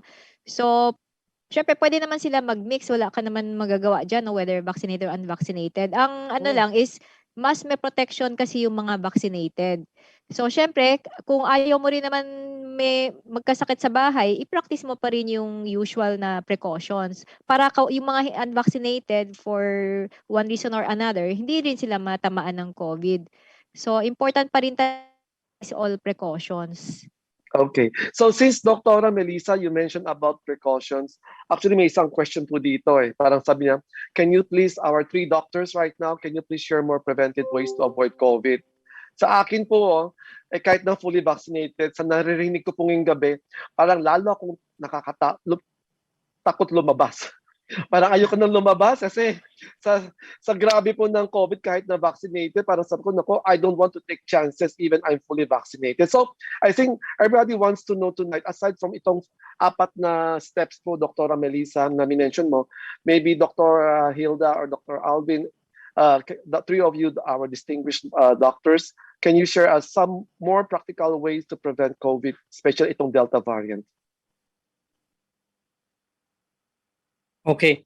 So for COVID, syempre, ang prevention, number 1, yung mask pa rin, di ba? Second, ay yung proper hand washing. No? Every time we eat, every time we touch food, talagang, alam mo naman, pag magkakain tayo, magtatanggal tayo ng mask no? Pero kailangan, nag-hand washing tayo kasi pwedeng yung kung ano-ano yung hinawakan natin, pwedeng matransmit sa food, tapos nakikishare tayo ng food sa family natin, pwede natin silang mahawa, no? So, yun yung mga, yun yung pwede, kailangan, nag-alcohol, yung cellphone natin, no? Namaya, habang kumakain tayo, gumagamit tayo ng cellphone, wag nating hahawakan yung cellphone habang kumakain kasi ginagamit din natin yun. Pag hindi tayo kumakain, lumalabas tayo, no? We hold yung mga doorknobs, tapos hahawakan mo yung cellphone mo, pwedeng mag-transmit, no? Pwede kang mahawa. So yun yung mga pwedeng preventive measures. Okay, thank you. In addition to that, no, so yun, syempre apat dapat yung like what Dr. Alvin said, no, you practice all the precautions. Tapos good ventilation at home. So sa bahay, open the window kasi hindi mo rin alam kung sino na nagke-carry ng virus when they go home, no? So not necessary na you have to have an air purifier at home. If you open the ventilation, that's good enough. So open the windows para hindi kulob, 'di ba? So open the windows para magandang ventilation. It's one of the things that at least to lessen the load of the virus. So open the windows. Kung naka-aircon 24 hours naka-aircon kasi kulob nga yung virus inside kasi you don't know who will bring actually those who go out of the house, no? So they bring home the virus. So another yun the windows, ventilation is very important. Kasi kaya nga kung napansin mo, 'di ba, even yung sa mga IATF, yung indoor dining, 'di ba, compare mo sa outdoor, it's more risky pagka nag-indoor dining ka kasi it's closed, no? Tapos mag-open ka, magtatanggal ka ng aircon, so nagsa-circulate lang yung virus within the room. So ganun din naman at home. So open the windows para mag-ventilate din siya. So wag lang aasa palagi. Syempre yung others wala namang cannot afford to buy just open the windows, good ventilation is good enough na rin. Ayun. Okay. And then, Saka- ang isa nga lagi ko ina-advise, lagi maghugas ng kamay. Not alcohol. Do not depend on alcohol. Dapat hugas ng kamay, dapat gagamit ng sabon. And then, di ba marami nagsasabi, bakit hindi daw sila lumalabas ng bahay, pero sila ay tinatamaan. Dahil marami dyan, mahilig mag-order ng grab food, o mga packages, di ba? Lalo na kapag may mga sale. So pag mayroon kayong natatanggap ng mga package galing sa labas, once na inopen po ninyo, ang next na gagawin po ninyo, hugas kagat ng kamay. So wag kayo, saka i-practice po ninyo lagi, do not touch your face, yung bibig, ilong, mata. Itong area, do not touch. Tapos kailangan lagi, lagi talaga maghugas ng kamay. Kasi iba, akala nila spray ng alcohol, akala nila ganun safe na. So yun ang number one na dapat para sa akin mas effective, lagi maghugas ng kamay. And then kapag po kayo nasa opisina, dapat wag na po lalo na sa BIR pumunta ako sa BIR, ang marami talaga tinamaan kasi kapag ang lunchtime in group sila kasi may nagbabaon ng ulam. So tendency nag-sharing sila sa mga ulam, kaya sila ang dami positive. So, ngayon, ang advice talaga, total may kanyang-kanyang table, mas maganda, doon na lang kayo sa table ninyo kumain. Hindi na ngayon, sa panahon ng COVID, hindi na usong kayo ang group. Siguro dalawa, pero dapat walang tao sa iyong tapat. Dapat nakadiagonal. Wala na sa tapat po ninyo. Bago kayo magbaba ng face mask, dapat uunahin lagi kung malinis ang kamay, hugas ng lagi ako nagbabaon ng aside from alcohol, meron akong liquid soap na maliit. So pupunta talaga na maghuhugas talaga ako naman. Yun ang pinaka-safe at talagang effective. Thank you, Dr. Hilda. Hindi mukhang na kung may birthday ako, di ko na pwede magpakain sa office. Ay, hindi talaga sa ngayon hindi pa pwede. Nako, paano na? Pero okay din kasi nakakatipid ako di ba? Yeah, Yun lang. exactly. Tipid ka. Di ba? Tipid ako. Na-excuse ka na para hindi man libre. So nga pero halata kuripot naman ako, di ba? Dito. Anyway, I have another question also dito. Kasi for example, nabanggit ni Dr. Hilda yung sa office. Like in my case, meron akong business. Tapos, lahat ng mga empleyado ko naka-fully vaccinated na. Record ko ba sila na regularly every month kailangan mag-antigen or nag-test o hindi? Kasi 'di ba sabi po natin, kahit ikaw ay fully vaccinated, ay tatamaan ka pa rin ng COVID. Kaso, normally kasi pag akala natin lahat ng mga empleyado natin naka-fully vaccinated, okay na po sila. Pero kasi syempre 'di ba may mga tinatawag na breakthrough case. So, is it required for us as employer to regularly test our employees who were fully vaccinated with the antigen test to be sure? Kung gusto mo to be sure, you can do that kasi depende na yan sa policy ng company, but it's not really required, no? Pero kasi if you want yung peace of mind as a boss or for the safety of the pwede mo gawin, but it's not you have to do that regularly. Kung kami nga mga doctors, we don't do regular swab nga eh. So, yung sa company, hindi naman. Basta just practice yun nga, yung masking. Kasi ba, in the office, no? So, everybody's there. Kung naka-aircon yun, masking, tas ventilation, yung usual pa rin. So, unless kung kaya naman ng company, gawin yung palagi, edi sige, go, gawin mo. Pero, hindi naman Okay. siya advised o na dapat i-require naman. Okay, thank you, Dr. Melissa. Another question naman is ito na. I followed actually the news, no, yung sa IAF. Medyo nagagalit po yung mga undersecretary ng DOH kasi 'di ba may mga tao na fully vaccinated pero kumukuha pa po sila ng booster. For example, kasi ayaw nila yung isang brand na vaccinated po nila, they want something stronger. So, pwede ba 'yun? Illegal ba 'yun or nakakatulong ba if I get a booster na alam natin dapat that shot has to be for another person? For that, yung booster, hindi pa naman siya recommended general public, no? Kasi yun nga, you're denying the availability of the vaccine to others who haven't been vaccinated. So lalo pa sa atin sa Philippines, hindi naman tayo mataas ang vaccination rate eh. So naghahabol pa rin tayo. So it's not recommended pa to get a booster for now. Hindi pa yun recommended. Siguro sa mga frontline, pwede. Pero in general, hindi siya recommended, especially for the public. Sa United States, inapprove na nila yan because mataas ang vaccination rate nila. Talagang everybody na vaccinate, no? And except kung anti-vaxxer ka. Pero here in the Philippines, kulang, still have a long way to go to vaccinate everybody. Marami pang hindi vaccinated. So if you get the vaccination, you are denying the others who haven't been vaccinated the chance to get vaccinated. So kung sakali yung booster, hindi muna, it's not yet recommended for now. I see. And then uso kasi ngayon, 'di ba, sabi nila na after daw mag-COVID vaccine, kailangan pa daw ng pneumonia vaccine, tsaka ano pa, ang dami mga Anti-flu. Opo. Recommended ba po yan? Baka buong katawan natin puro vaccine na. Baka maging zombie na tayo. Zombie, Hindi ang daming naman. vaccine. Hindi naman. So, even pre-pandemic times, lalo na ako kasi pulmo eh, no? So, yun yung area ko. So, pre-pandemic times, talaga vaccinate our patients for flu and pneumonia. Kasi syempre, lalo pa sa lungs yun eh, no? So, pneumonia. So, we vaccinate them pre-pandemic. So, ngayon, during pandemic times, nadagdag na lang yung COVID na vaccine, no? So, nadagdag na lang siya. Otherwise, recommended to get the vaccine, no? Kasi hindi naman nag-iba yung rules eh. Yung mga patients who need the vaccine, sila pa rin naman ngayon maski during the COVID time. So, sino ba yung nagni-need ng flu vaccine or yung mga immunocompromised, yung mga may cancer, diabetes, asthma, smoker, heart disease, kidney problems, these are the patients yung immunocompromised, yung mahina ang resistance, we advise yung vaccination. Ngayon, pag wala namang immunocompromised, walang sakit, meron din age na cut-off. So, yung cut-off age, pneumonia, sa Philippines, is 50 years old and above. Sa Amerika kasi 65 eh. Sa atin, 50 years old and above, we vaccinate patients even if hindi siya, basta once you reach the age of 50, maski na healthy ka, walang comorbid illness, recommended na talaga magbigay nun. So, the recommendation even during pandemic, mas lalo pa ngayon kasi nadagdagan na lang yung COVID vaccine, pero you still give the vaccine as routine pa rin. Hindi nag-change yung recommendation.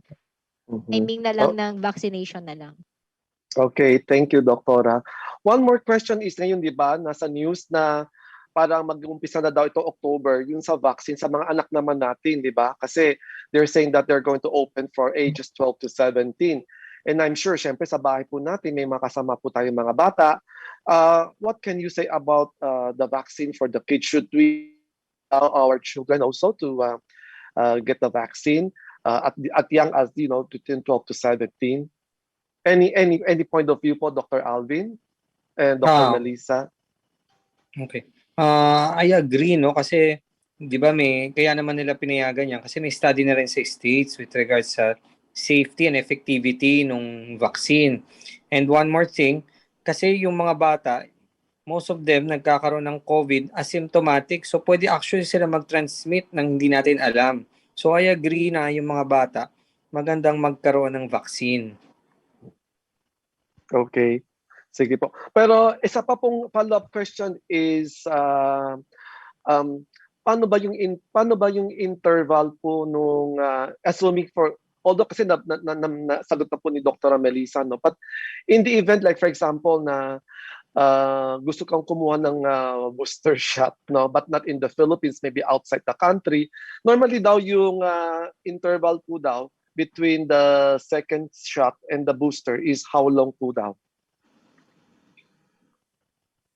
Kasi I think it depends also, like for example, pag hepatitis B, meron silang one, and then three years ba, to 6 years. So when it comes to COVID ba, may sinusunod pa pong yung parang interval from the second shot up to the and the booster. Assuming kung let's say itong tao ay pupunta po sa ibang country at doon sila kukuha ng booster shot. Ano, ang I heard yung sa na-read ko 6 months. 6 months from the full vaccination, yung second dose. So usually it's 6 months. Okay. So So- parang 6 months po for the next dose po, Doktora. Oo. Ideally. Pero yun nga, yung mga iba, di ba, yung mga immunocompromised or siguro yung mga frontliners, mga doctors, maybe pwedeng earlier. Kasi gusto mong habulin yung Pero yung mostly it's 6 months yung yung if you want to get the booster. Pero sa atin kasi, no, it's not, hindi pa nga recommended, no? Pero yun, Yes. na yun recommended na. Okay. Yeah. Another question, dito naman from a person na sabi niya, he is fully vaccinated. Siyempre, kung fully vaccinated ka, di meron ka ng antibody. Tapos, tinamaan daw siya ng COVID at gumaling po siya. So, ano mangyayari sa antibody niya? Lalong dadami ba? Kasi di ba remember, when a person got the COVID and then he was cured, syempre may antibody na po siya sa katawan. So, paano po yan? Mas marami na ba siyang antibody kasi meron na siyang vaccine tapos meron pa siyang yung antibody kahit kasi nagkasakit siya? Well, he has a better or a higher antibody compared to others now who only got the 2 doses without having the virus inside his body? Actually, kasi yung pag nagkaroon ka mismo ng COVID, then it will also mount an antibody response eh. Yes. So, pwedeng pa dun sa antibody niya on top of yung sa vaccination if you get the disease din. So Doktora, in that case, kung mas mataas po ang kanyang antibody po versus the normal people, would that mean to say na hindi na siya matatamaan next time? Because Hindi pa rin because it's not a long-lasting immunity.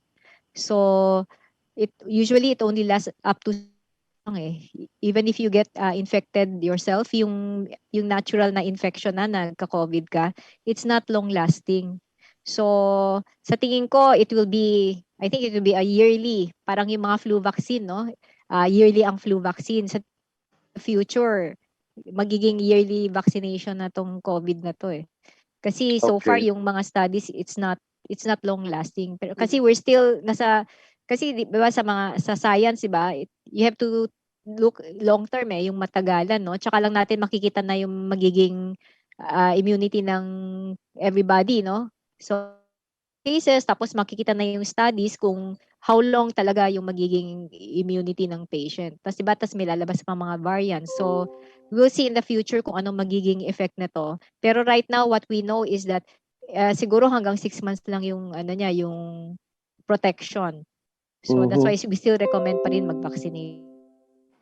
So like Doktora Melissa, Doktora Alvin, and Doktora Hilda, like for example, I'm fully vaccinated. So after my second dose, you are saying that after 6 months, bababa na po yung antibody ko, tama?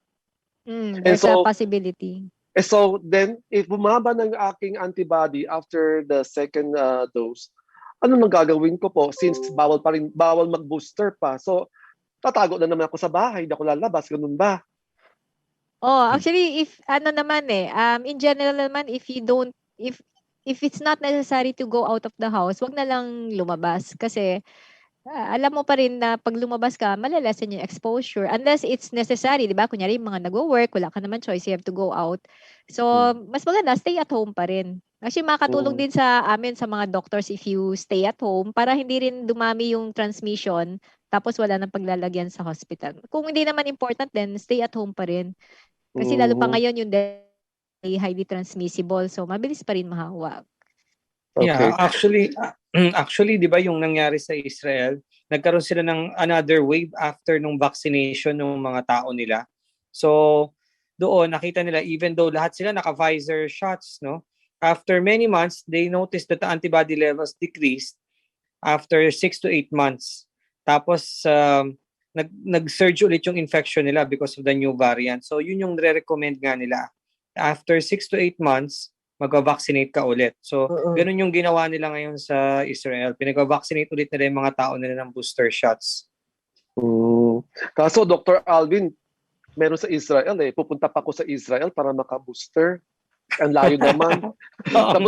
tapos magka-quarantine pa ako. Wala na. Lugi na ako, di ba? But anyway, opo, kasi yun na kasi ang isang pong naging problema. Kasi syempre parang akala kasi ng tao pag nag-vaccine na po tayo, fully vaccinated na po, tatagal na po yung antibody. Kaso sabi nga po natin, bababa pa rin po yung antibody. Kaso sabi ni Dr. Melissa, hindi rin po nagbibigay ng booster shot. So parang we are put in the dark na parang ano gagawin po natin? Our antibodies are going down and yet we cannot get a booster shot and we need to go out because kung di lalabas, walang hanap buhay, anong kakainin ng pamilya? So yun po, nasa situation po ganito, ano gagawin po namin? Ayaw din kami magka-COVID ulit, kasi nakakatakot din po. So I think a lot of people are in this dilemma, especially kasi if after 6 months, the second dose, most likely baka next year po, yung ba dyan, parang tapos na yung 6 months eh. So again, they are very prone to get another infection po yun. So there's nothing we can do if at the moment we cannot get a booster even after 6 months or more, just to make sure that we are protected. Well, we have to prevent the spread pa rin, 'di ba? Wala tayong magagawa kundi mag-ingat pa rin, no? Maintain safe distance is mga important. Look what happened to the vaccination, ano? Yung mga nagpapabaksin, minsan may nahahawa kasi dikit-dikit yung mga tao dun eh. 'Di ba? In fact, may mga na-admit kami na mukhang nakukuha nila doon sa vaccination site kasi nagkakaroon sila after magpa-vaccine eh. Oo, kasi dikit-dikit yung mga tao. So, actually as of now, ganun pa rin. We have to follow yung mga safety protocols pa rin. Yes, Dr. Alvin, meron ako itatanong. Regarding naman po, kapag ang pasyente, lalo na sa Chinese check, kapag kapunuan, so di ba mga pasyente, kadalasan 4 o 3, 4 sa isang kwarto, meron 6. So yung pasok ng pasyente, ang sa kanya is medyo, ang cough niya hindi severe. So napasukan naman siya ng kasama na sobrang grabe ang kanyang ubo. So, may pasyente takot na takot na, kumbaga, yung mas grabe ang ubo, mas lalo daw ba siya mahawaan? O parehas lang naman sila may COVID, wala nang ganun? Kung COVID lang, parehas lang naman silang may COVID. Ang problem mo, yung secondary bacterial. Kung may secondary bacterial yung ubo ng ubo, inubuhan ka niya, yun, pwede kang mahawa doon. Oh. So, kapag ganyan, yung mga pasyente, lahat ba, dire-required ba ninyo na naka-face mask lahat? Yes. Pag nasa loob sila, they have to wear a face mask. Oo. At kanina, yung nagtanong regarding to, may nagtatanong dito sa ating, sa ating mga viewers po, na ano mas accurate, Dr. Alvin, yung magpa-antigen test o magpa-saliva test? Iba kasi yung antigen test, iba yung saliva test. Yung saliva test, I think RT-PCR din yun. So, supposed to be mas accepted siya kasi direct eh. Yung dinedetect mo yung mismong DNA nung virus eh. Hindi kagaya nung antigen test, yung antibodies mo lang sa katawan ang dinedetect niya. So, parang an indirect evidence yung antigen.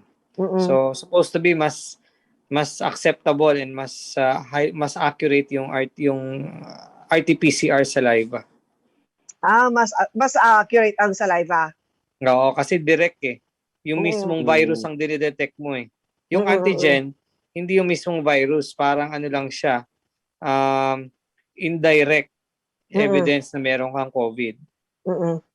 At doon sa nagtanong naman, Peter, regarding kung gusto nila ng regular na antigen, sa akin naman, sa part of public service, kapag ang isang pasyente, at lalo na kapag kayo ay employer, kapag ang yung pasyente, kapag alam po ninyo na yung empleyado ay may sintomas ng COVID, let's say may fever, inuubo, walang panglasa, o kaya may fever, so ang ginagawa natin ngayon, so in-advise ko antigen para hindi kayo puntahan ng barangay. Yun ang number one reason kayo mga tao nagka-antigen. So ang pwede ko i-share naman sa mga nanonood sa atin ngayon, kapag ka-antigen, dapat ito ay galing sa laboratory. The laboratory should be accredited by the DOH. Hindi yun antigen na gawa ng nurse ninyo o kaya marunong kayo nag-antigen. So kapag wasa nag-positive yung empleyado po ninyo, kapag nag-positive siya sa antigen, kasi mas mura siya, Dr. Alvin, di ba?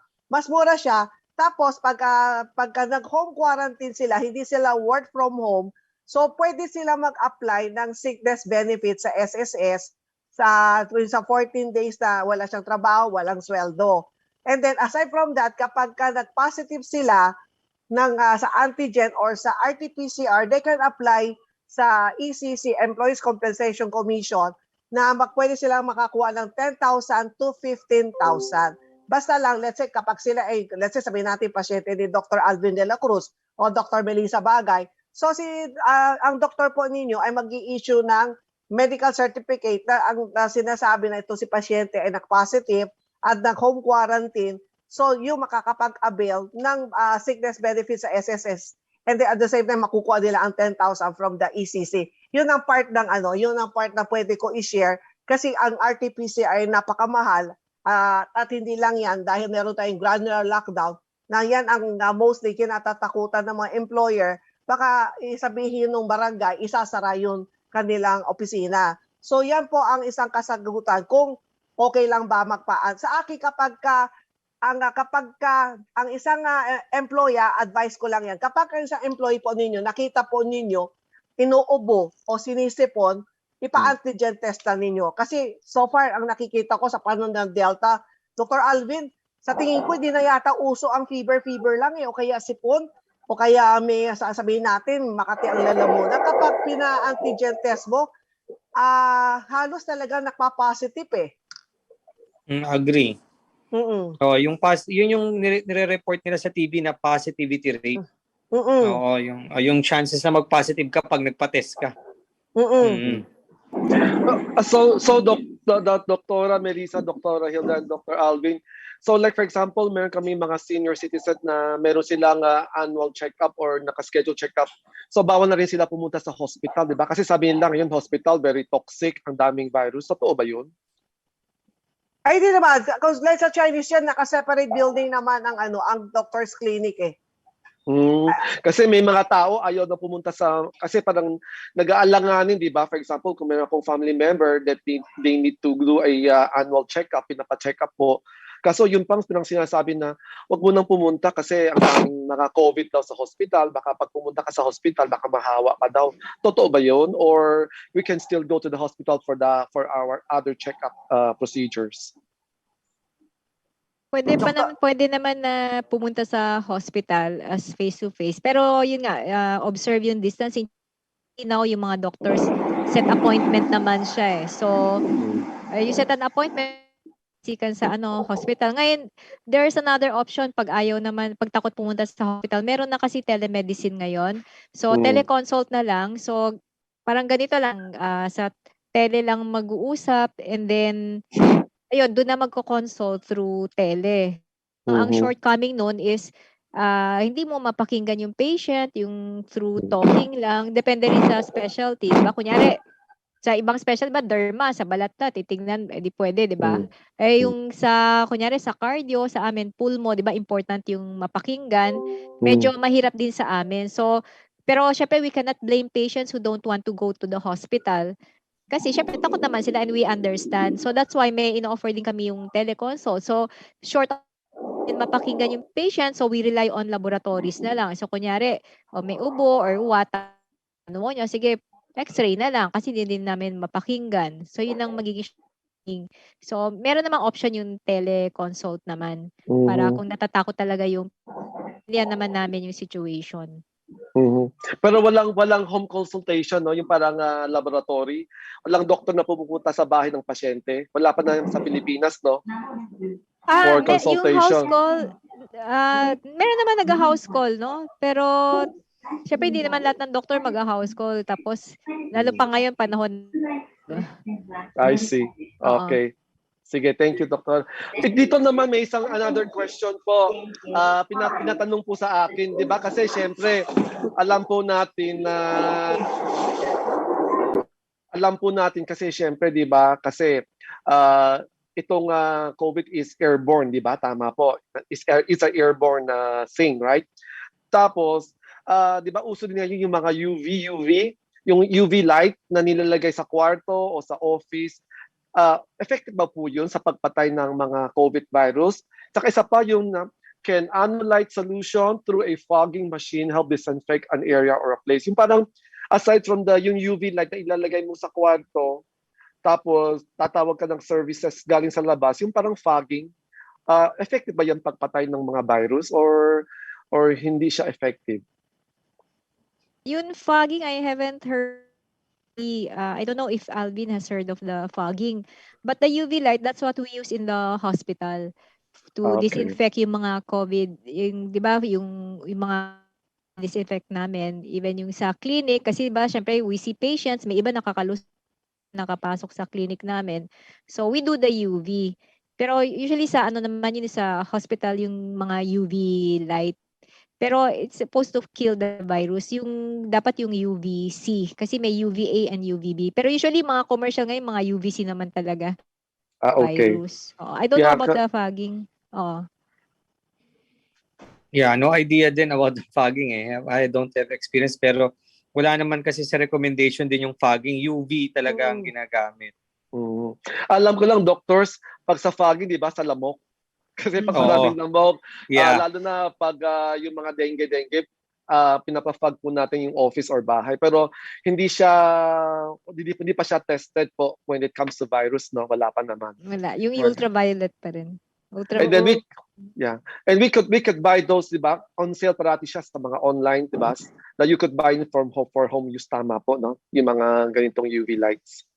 Pwede na. Pero careful when you use yung UVC. So, kasi you should not be yung mga precautions for those who are not familiar, no? Yung UV that's ultraviolet C kasi may A and B tsaka C, no? So yung ultraviolet A and B from the sun comes from the sun. So yung ultraviolet na C parang mas shorter yung rays niya. So it can damage. So once you open the machine, yung equipment, yung ultraviolet mo, you have to go out immediately of the room kasi pwedeng masira yung mata mo kasi it burns. So pwedeng masira yung mata. Tapos yun, nakakasunog din siya. So dapat pag open out ka agad. Huwag ka papasok na naka-open yung unless meron kang yung UV na pero ayaw mo rin kasi yung balat mo rin no. So ayaw mo rin ma-expose. So just make sure na you're out of the room once you start yung pag-open mo ng UV within the room. Sige po. Well, thank you very much, Dr. Melissa, Dr. Alvin, and Dr. Hilda for being our moderator. I think we still have a lot of questions. Baka Dr. Hilda, kailangan may part 2 tayo. Oo in the nga. future. Kasi ang daming mga unanswered question and I'm sure our viewers, they also want to know kasi syempre parang this is really a very timely topic that we want to discuss and sabi nga po kanina, the more knowledge we have about this COVID, the more prevention, no? The more prevention that we could have it here. So ito na po, final word. Any summary po, final words from first with Dr. Melissa and then followed by Dr. Alvin. Any final words to wrap up? Kayo po, Dr. Melissa. Any final words for us tonight?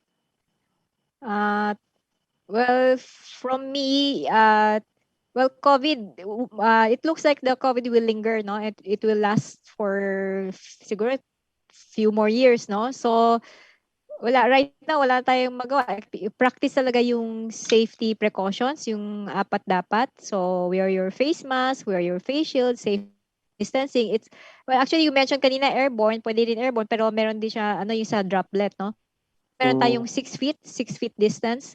So kasi yung droplet, when we sneeze, lalo na pag when you sneeze, when you cough, no? So lumalabas talaga sa bibig. So magda-drop siya sa floor or So kaya yung distance is 6 feet, no? So practice yung apat dapat, yung precautions pa rin. So mukhang it's here to sana hindi ako doomsday, sana mali ako. Pero I hope it stops na in the next few years, makontrol na to. Pero right now what we are seeing mukhang hindi na. So keep safe na lang. So just practice the safety precautions and everybody stay safe, no? When you help, you're also helping the medical community. So para mas konti rin yung nakikita naming patients, ayaw din naman namin na maraming pasyenteng yun nga namamatay because of so practice safe and keep safe na rin. Okay, thank you very much, Dr. Melissa. Kayo po, Dr. Alvin, any final words for us tonight? Yes, I also believe na this will take a long time pa. I don't think this is the last wave. Magkakaroon pa siya ng many waves. And to prevent that, syempre, yun nga yung sinabi ni Doktora, safety health protocols, no, we should follow. And not only that, no, to be able to survive this COVID, we have to keep healthy, stay healthy, eat proper diet, exercise, ganun pa rin. As long as we stay healthy, mas mas makaka-survive tayo ng COVID, no? Yan yung in addition to our health protocols.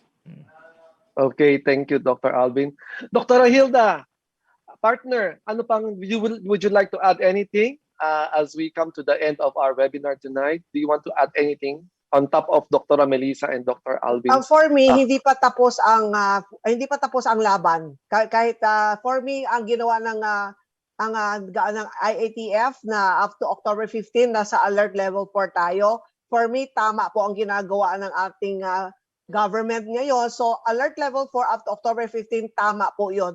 Dahil sa ngayon, alam po ni Dr. Alvin yan, Dr. Melissa, ang ICU po ng Chinese Gen ay punong-puno pa rin. Even sa mga government hospital, punong-puno pa rin ang mga ICU. So hindi pa rin safe na tayo ay katulad Peter, bawal ka pa rin mag-celebrate ang iyong birthday, bawal pa rin talaga mga group meeting.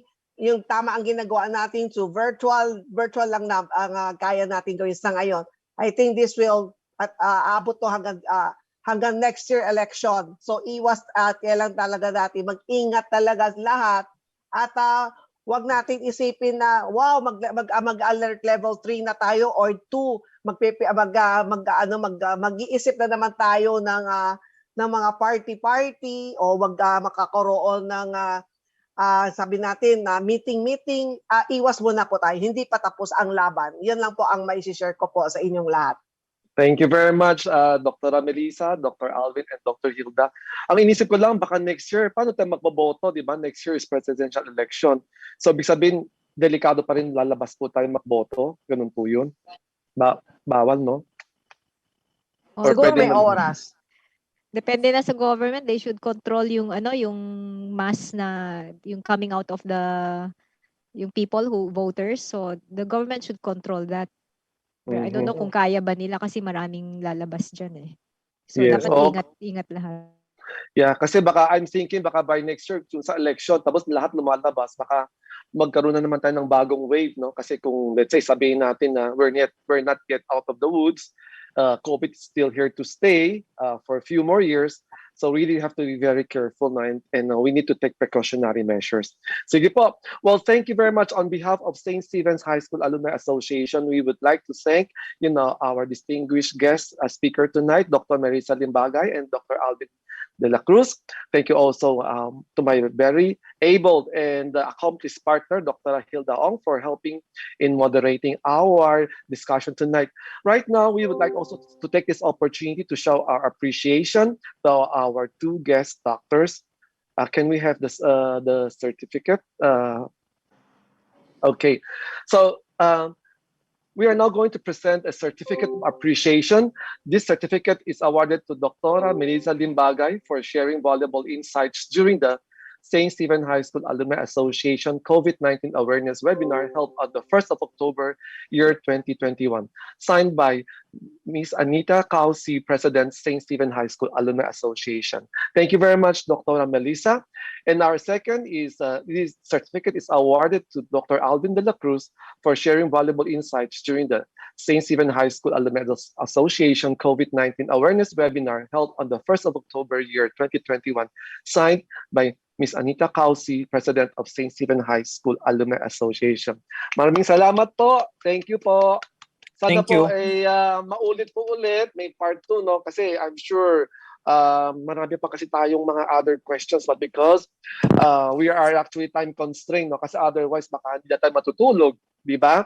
So I'm sure we will have, depending on the outcome of our webinar tonight, I'm sure we're going to have this done again in the very near future. All right. So thank you again also to my partner, Dr. Hilda Kauangs. So right now, the Executive Vice President of the St. Stephen's High School Alumni Association, Mr. Charles D., for the closing remark. 那现在就请咱先讲会校友会的这篇副理事长带李孝钦先生伫遐来互咱一个致谢词。多谢哦，这个Peter 你的生日不夠咯，你生日掉咯，你那只 grab 好啊，那讓你用嘅啲pagkain ho. Okay, thank you very much, Dr. Alvin de la Cruz and Dr. Melissa Lim.Bagay, and to our webinar moderator, Dr. Hilda Kauangs. As expected, many informations were learned from our distinguished resource persons. And one of the best ways to fight this pandemic is to really be equipped with proper and rightful knowledge, and also always keep our guards on. And President Rodrigo Roa Duterte, in his address before the leaders of the world in the last week United Nations General Assembly meeting, he cautioned the world on the inequity of vaccine distribution. And it has been reported by the World Health Organization that 80% of the vaccine were distributed to developed nations and remaining 20% to the rest of the world. Said inequity is the same with inequity in healthcare. This is an old discussion, and this pandemic just made what was bad worse. For example, medicines that are quite cheap and effective in curing severe to critical COVID-19 cases are not readily available in so many countries. So there's a lot that can be done, as we say that equity in healthcare is above all. It's not only preventable, but also actionable. Let us include in our prayers of the COVID-19 victims. There are about 40,000 in our country alone, and about 4.5 million in the whole world. May the Lord's healing hands touch them, and may they recover fully. May God keep us all safe and healthy. Thank you everyone for joining us. Hope to see you again in the next round of this kind of informative gathering. Good night and God bless us all. Yeah, thank you very much, Sir Charles, for your closing remark. Indeed, what a way to end our webinar tonight by really asking the Lord to really heal our land.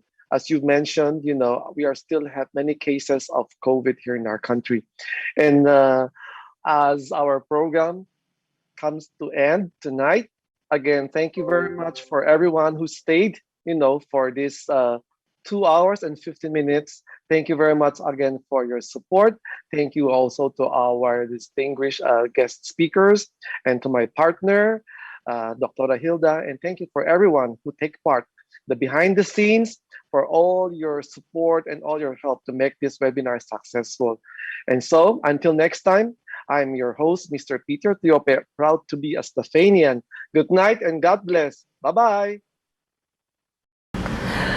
Diyan po nagtatapos po ang aming webinar at bibigyan ko kayo ng isang summary nung kung ano ang napanood po ninyo, na kasama namin si Dr. Alvin Dela Cruz at si Dr. Melissa Lim.Bagay. At ang una po, ang napag-usapan, 'di ba, nagsimula ang COVID-19 last year, March 2020. At nung March na 'yon, medyo lahat, pati mga frontline, ating mga doktor po ay medyo nangangapa kasi nga bago pa lang ito. So after noon, alam natin na that time, kadalasan yung mga senior ang mga tinatamaan. And then pagpasok po ng this year, itong March ulit, so nakikita naman natin, mas marami na rin po, pamilya na rin po ang mga napapasok. And then at after nung March natin, nandiyan na, nagsisimula na nagkakaroon na tayo ng vaccination, kung saan marami na rin po ang mga nakapakuna, marami merong first dose, merong second dose, pero marami pa rin po ang ayaw. So, itong napag-usapan, itong August, September, up to the present, dahil nga po na hindi natin matiyak kung meron itong Delta, at basta napasok po sa ospital, lahat po ay treated as COVID. Pero kung ito po ba ay Alpha, Beta o Delta, ang after na yun, pinofort na po nila sa DOH. So ano po ba ang dapat ninyo malaman? At para kapag meron kayong mga ganung klaseng sintomas, magpa-teleconsult na po kayo, magpa-doktor na po kayo. Katulad po kapag po kayo may fever, may ubo, meron makati ang inyong lalamunan, makati o kaya masakit o kaya nawalan po kayo ng pang-amoy. O kaya naman yung iba naman, lahat ng kinakain niya walang lasa. Pero katulad ako po ay natamaan din po ako ng COVID this year na March. Ang sa akin naman, ang unang napansin ko, ang kino-complain ko, akala ko, nung kumain po ako sa labas, which is mabuti na lang, kanya-kanya kami, hindi po kami yung a la carte. So no time nung nag-shabu-shabu kami. So sabi ko, bakit ang alat? Ang alam natin, di ba, pagka shabu-shabu, yung pinaka-soup base, wala namang lasa yon. Pero sa akin ay maalat na. So in short, hindi ako kumain, inuwi ko na lang. And then yun, sa akin maalat. E ngayon, meron naman nagsabi sa akin, pag umiinom daw sila ng tubig, ang tamis. Pero ang tubig wala naman lasa. And at iba naman ay sobrang pait naman lahat na kinakain. So yan ang mga sintomas na meron po kayong COVID. So kapag meron po ngayon ganung klaseng sintomas, ang gawin po niyo, dapat maghiwalay na po kayo sa iyong kapamilya o kaya na sa iyong katrabaho. Dapat po, be honest po kayo. Sabihin po ninyo sa iyong mga kasama sa bahay o kaya kasama sa opisina na meron akong ganitong klaseng sintomas sa inuubo. Sabihin po ninyo na kayo inuubo, meron kayong sipon, meron kayong fever. Sabihin na po ninyo para hindi na tayo mangdamay ng iba. Yan ang unang-una. And then, ang mas mainam, kung pwede na po, kung meron ng 5 to 6 days, magpa-RT-PCR test na po kayo. O kaya naman antigen test. Kasi pagwas ang antigen, pagwas ang negative, accurate po siya. Pero let's say, kung nag-negative po kayo sa antigen, at after 7 days, 8 days, sige pa rin na parang lumalala, mas lumalabas na po ang simptomas po ng COVID, magpa-RT-PCR na po kayo. Yan po ang aking mai-advise po sa inyo, ha. Basta once na meron po kayo sintomas, kaagad-agad na po kayo, mag-isolate na po kayo, mag-home quarantine, sabihin na po ninyo mismo sa inyong katrabaho, sabihin na po ninyo sa employer, at syempre po kapag sa bahay, maghiwalay na po kayo para hindi magdamay-damay ang buong pamilya.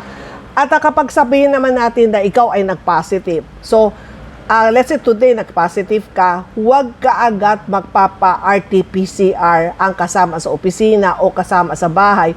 Maghintay muna po kayo ng 6 na araw, saka kayo magpa-test. Kasi minsan, hindi agad-agad lumalabas yung COVID, kung tinamaan ba kayo o hindi. The purpose kaya tayo nagpapa-RT-PCR, para gusto natin malaman na kung kayo po ay na tinamaan. Hindi po na ang dahilan na gusto ninyo maging negative agad para meron lang kayong mapakita sa inyong HR na makakapasok na po kayo sa opisina.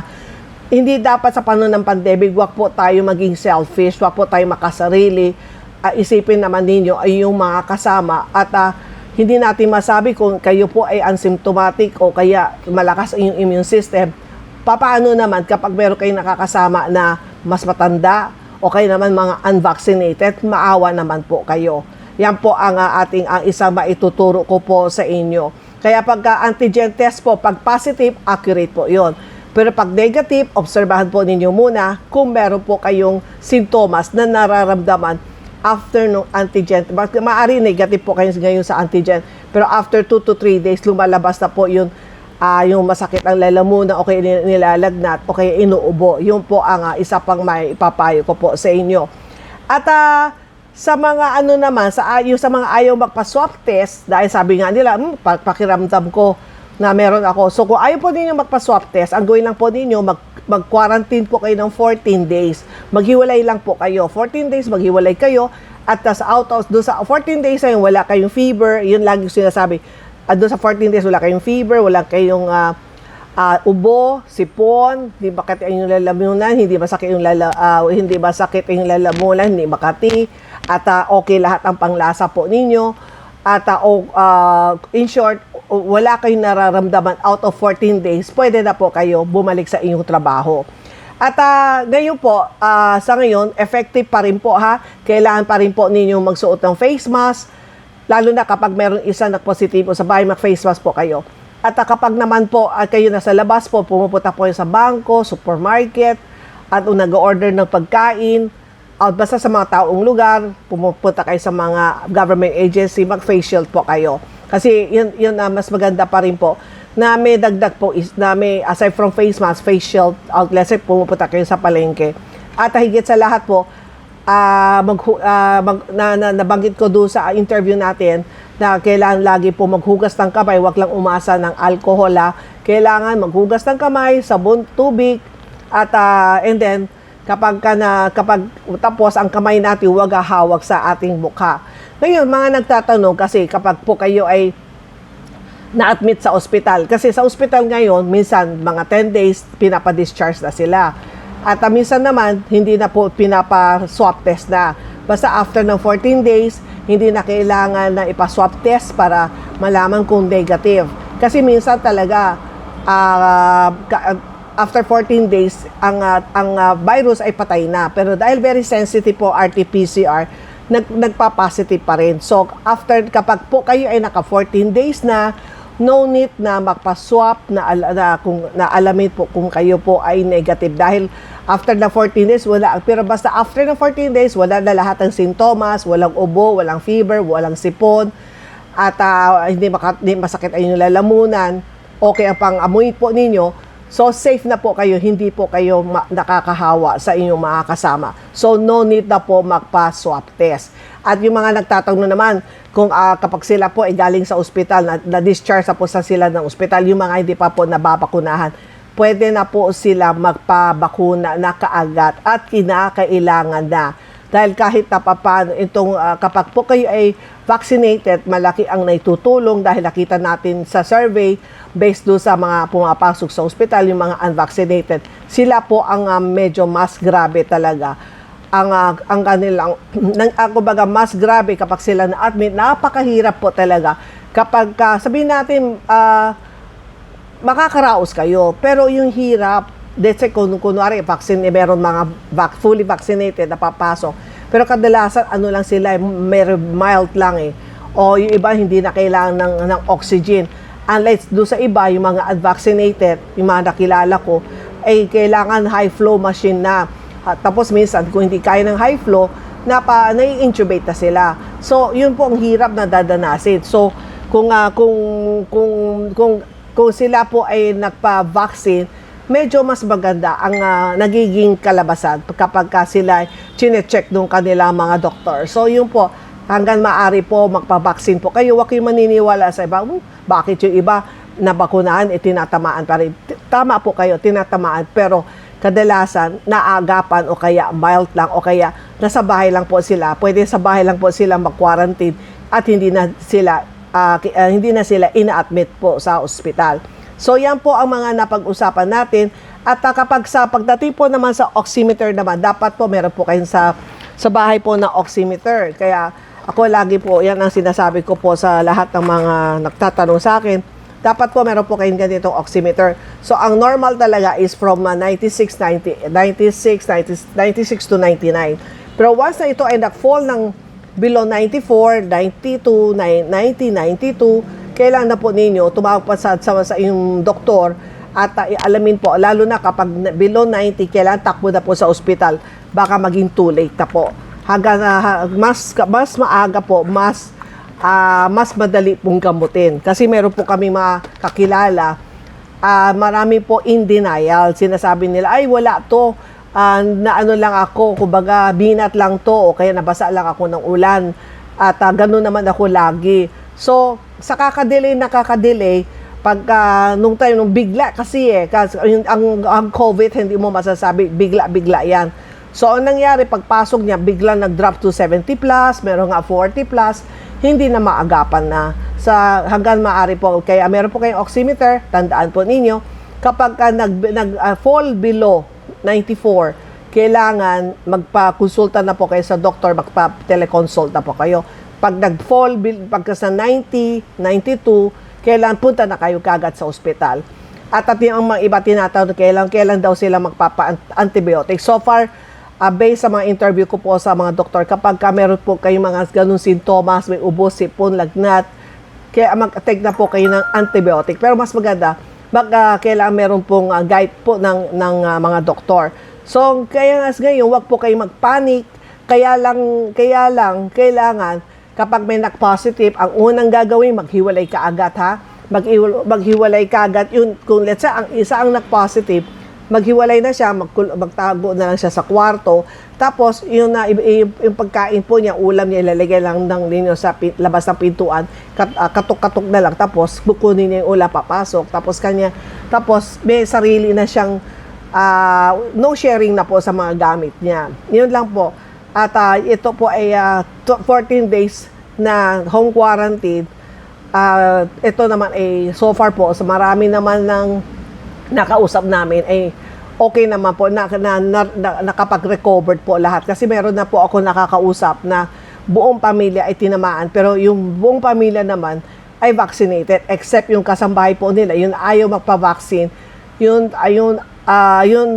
kasambahay, yun ang lumalabas. Tapos itong mga senior na hindi lumalabas, sila ang kumbaga nahawaan sila dahil doon sa kasambahay. Pero so far po na okay naman po silang lahat sa bahay dahil yan nga po kasi fully vaccinated po sila. Kaya okay po silang lahat. Kaya yan po ang aking mai-share po sa inyo. At yung iba naman po, napanood na po ninyo kanina. Kaya yan lang po. So, lagi nyo tandaan yun. 4 ha. Kailangan mag-face mask, mag-face shield, social distancing, kaya hand wash po. Hanggang ngayon po, mula last year, hanggang ngayon, yan lang po ang laging yung 4 na inyong tatandaan. Mag-face mask po, magsuot ng face shield kapag po kayo nasa public, maraming taong lugar. And then, social distancing, kapag makita-kita po ninyo matao yun, wag na po kayo pupunta doon. Maghanap na, let's say, kapag po kayo ay nasa supermarket, kailangan po, kung ako po ay talagang, ang layo ko po talaga more than 1 meter deep talaga ako lumalapit. So, ganun din po kayong gawin po yung social distancing. Kapag naman po kayo po ay nasa mga restaurant, may meeting, dapat wala po nakaupo sa iyong tapat, dapat diagonal. So, ibig sabihin, sa tapat po ninyo, walang tao, tapos nandun siya sa tabi ng walang tao. Ganun po, para kung mag-usap man kayo, kasi tinatanggal ninyo ang face mask, diba?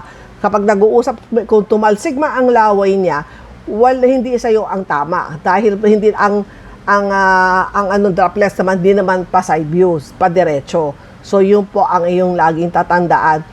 At tapos kapag po kayo ay bago kayo kumain, maghugas po kayo ng kamay. Kasi kapag tayo na sa public place, 'di ba? Minsan paglalabas kayo ng pinto, hahawak pa rin po kayo sa pintuan. Ako naman ang ginagawa ko, meron pa ako hinahawakan ng tissue. So pag open ko ng pinto, yung tissue, isa ko itatapos sa basurahan. And then labas. And then after that, kapag umupo ng silya, saka ako mag-spray ng alcohol. So po yung ito po mga dapat ninyong gawin at para tayo makaiwas makahawa pa ng iba. Kaya ako po muli po si Dr. Hilda Ong. Thank you for watching. At i-like at i-share lang po ninyo ang YouTube channel na Hilda Ong. Ako muli si Hilda Ong Kodinsi, ang iyong agaran sa Visual Lady. Bye-bye po!